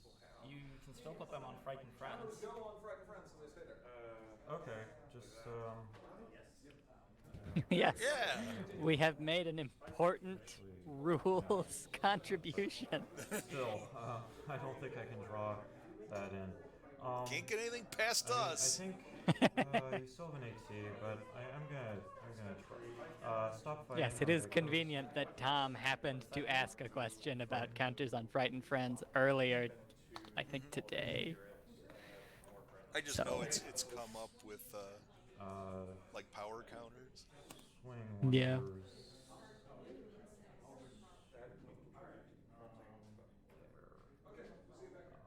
And 9 times out of 10 when I point something out to the judge, it's wrong, I will- so... I'll take This it. is our victory, yeah. Attempt was, sorry. I think Bugle or Hithrock are going to have the best Move that. the best outcome as far as wins and losses, but you're the real winner. You're the rules winner. 7-on-7. Is it? Where is the? Oh, yes. Right. Flip. All right, so a tie fight, that's really not bad for Sokol. It just depends. Well, I think actually Minty is not holding on to tricks. Reflip. Garble's a 5, I think. That's too bad. Dang. Man, good flips from Minty. All right. Yeah, that's the hand control Garble. Now what I'm going to do is unfrighten That here Garble is indeed a 6 power. and 4 for 6, yeah. attempt to confront. Okay. Wow. I wonder how high Minty's flip average is. It seems very high. 1, 6. All right, so Minty is down by 4 against the shield. So flip average is not going to be enough to do that on its own. He's going to need some trick. 7-11. They both flip too. That was a miserable flip. That's okay. Can't win them all. Does not win. I would have expected him to move the frightened friend home. Now, Minty's supposed to put a courage counter on something. It is mandatory.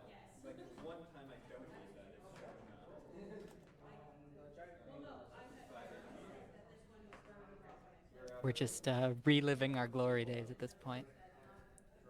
Attempt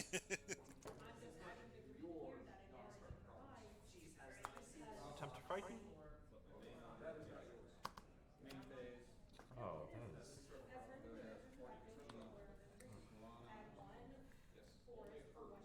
Can these stay or? Yeah, the courage counters. Actually, Judge. Judge. Hold on, 1 second. You also need to put a courage counter on something.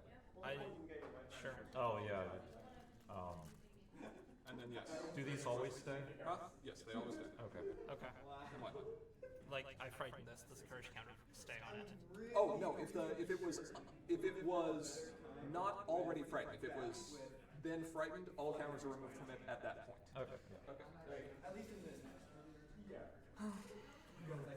Okay, 2. The courage counter does not. Same goes when you unfrighten Not something? survive the fright. Same thing despite goes its when you rally name. something? Same when you rally? Yeah, you hope that courage would survive being frightened. That's a good catch. Okay. But courage does survive being unfrightened, so I guess that's something. You can give courage to someone who's frightened. All right. I guess that works. So.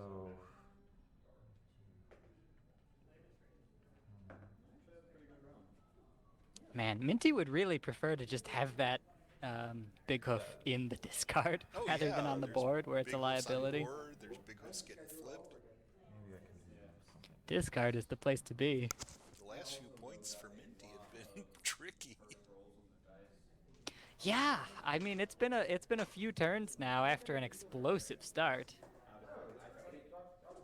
I mean, I get it. It's both players are kind of at this impasse where, well, the board is full of troublemakers. It's kind of hard to get anything done. But yeah, in the middle of the game, Minty had just been able to like pull a bunch of really impressive troublemaker wins out over and over, which got him up to this high score that he's at now. I mean, it's so tempting to plushy dash over to that Triad of Terror and fight it, but Yeah, it Big just Hoof on doesn't the other work. side.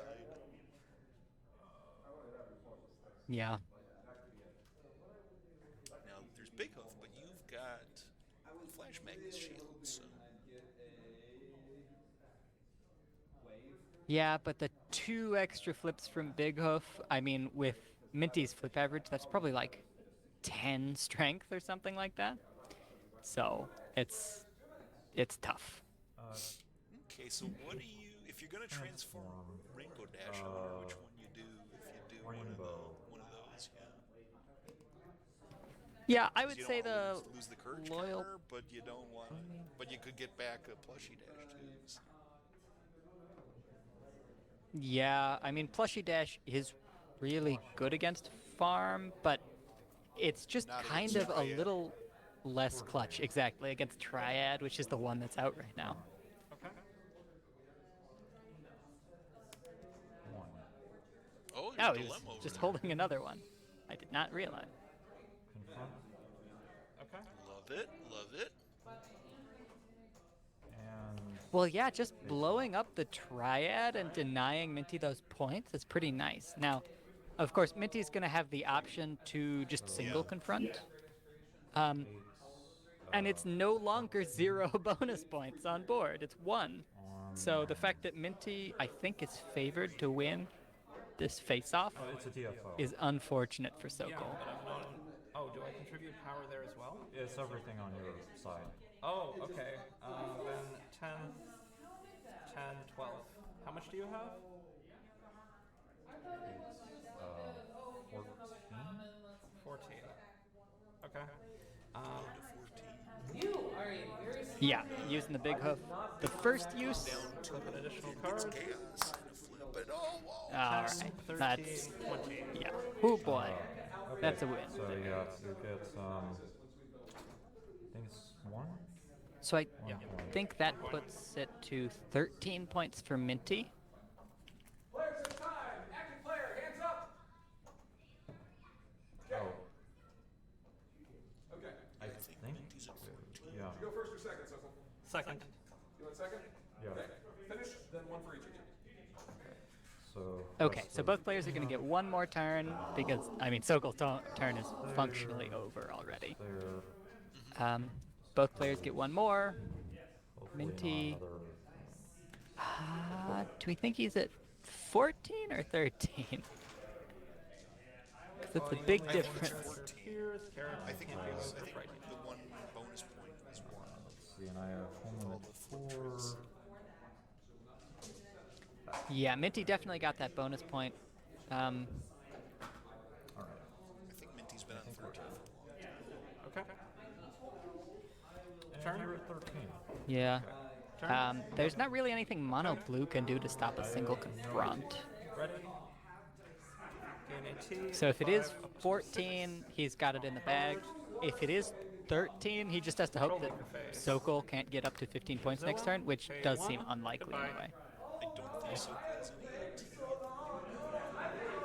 He's getting rid of the Flash Magnus Shield, mostly for spite at this point, because it doesn't really matter. I suppose it deprives Sokol of the opportunity to as easily farm this Troublemaker that Sokol has at Lacking Lesson Plan. Pay 1. So it's not nothing. It's fire shift.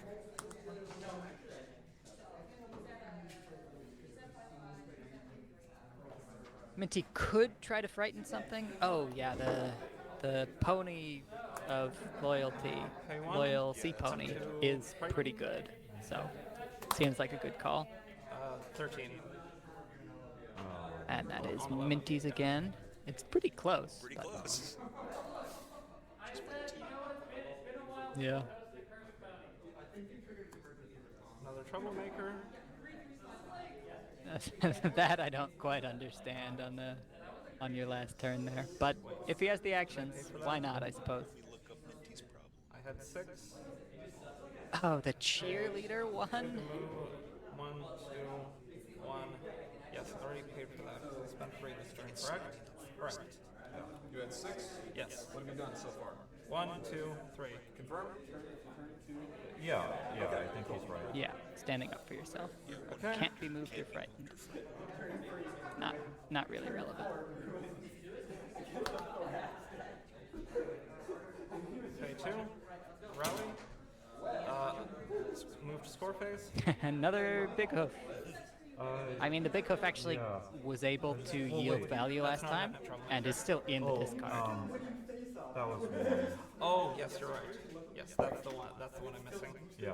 There we go. Yeah, sorry. I thought there was 1, but Yeah. it's like, yeah, because I realized I the got resource. distracted. I'm very sorry. That's fine. Up to 14? Okay, That's he was only at 13. Sorry, That's stream. fine. Uh, We misled you. We hedged a little bit. It's Let's okay. see. They're not gonna be mad.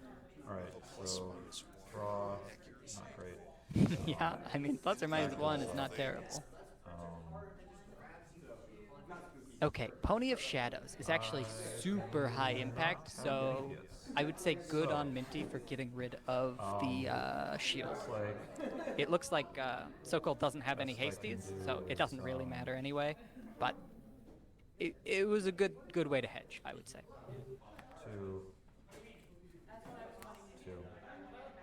So at this point, Sokol can only just score the 1. The fact that there are 2 troublemakers out is pretty nice, because there's no way that he can double. So that puts a hard cap on how many points he can score. Oh, no. There's no more turns. This is... Oh, right. Sokol Well, that might be was time, right? yeah, So that was Oh, last. Yeah. You are correct. I mean, All right. Yeah, you had it. just goes to Minty. I mean, he was about to win anyway, but this way he wins I mean, that when probably he's should have supposed ended to. a lot earlier, but somehow I managed got to see for a while. orange, and it won. Look at that. It just seemed easier to play. Both sides. My win. Yeah, that was I mean, still some that was tough not decisions. super elite. Seem to be struggling to get cards out. Yeah. Yeah, both players being mono, and also the fact that orange and blue, they have counterplay, but it's not quite as nasty. Both players were largely able to like play the game how they wanted and compete I still on think you have a better troublemakers, shot right? at It's like beating, both players were always rushing to win troublemaker face-offs and deny their opponent troublemaker face-offs. Like that was what made or break So many the troublemaker gameplay. face-offs lost that game. Yes. Yeah, a lot of heartbreak. I don't know if I've ever seen a game like that. I mean, part of it was Minty was like so. It was just his main plan, but he was constantly down because of the shield. I think Minty just cheered because he got 8th, so he's in top cut. Nonsense. So tomorrow morning we'll be starting at 9 a.m. Pacific time. Yep, and it's expected to go 6 hours.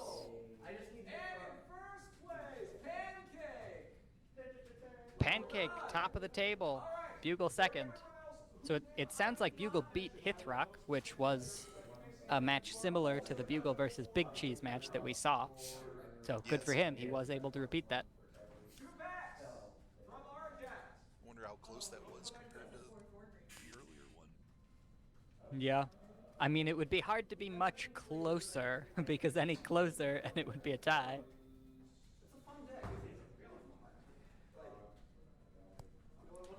But I believe that is it for today. Yeah, I don't want to do... I don't see anyone on the floor rushing over the camera for interviews, but that usually happens after the finals, so... Yeah, guess I don't we'll want to do call it. too much pontificating. We all get to look at the standings and kind of think on our own, but they haven't been released yet. I mean, I'm sure we could figure them out based on the positions, but I don't remember all of them. Yeah, they'll probably post something to Discord, so keep an eye out. Come back tomorrow, 9 a.m. Pacific, for pony cards. Elimination, best of 3s, I assume. So, top 8 cut, there will be plenty of matches to watch. See you then. Thanks, everybody. Bye.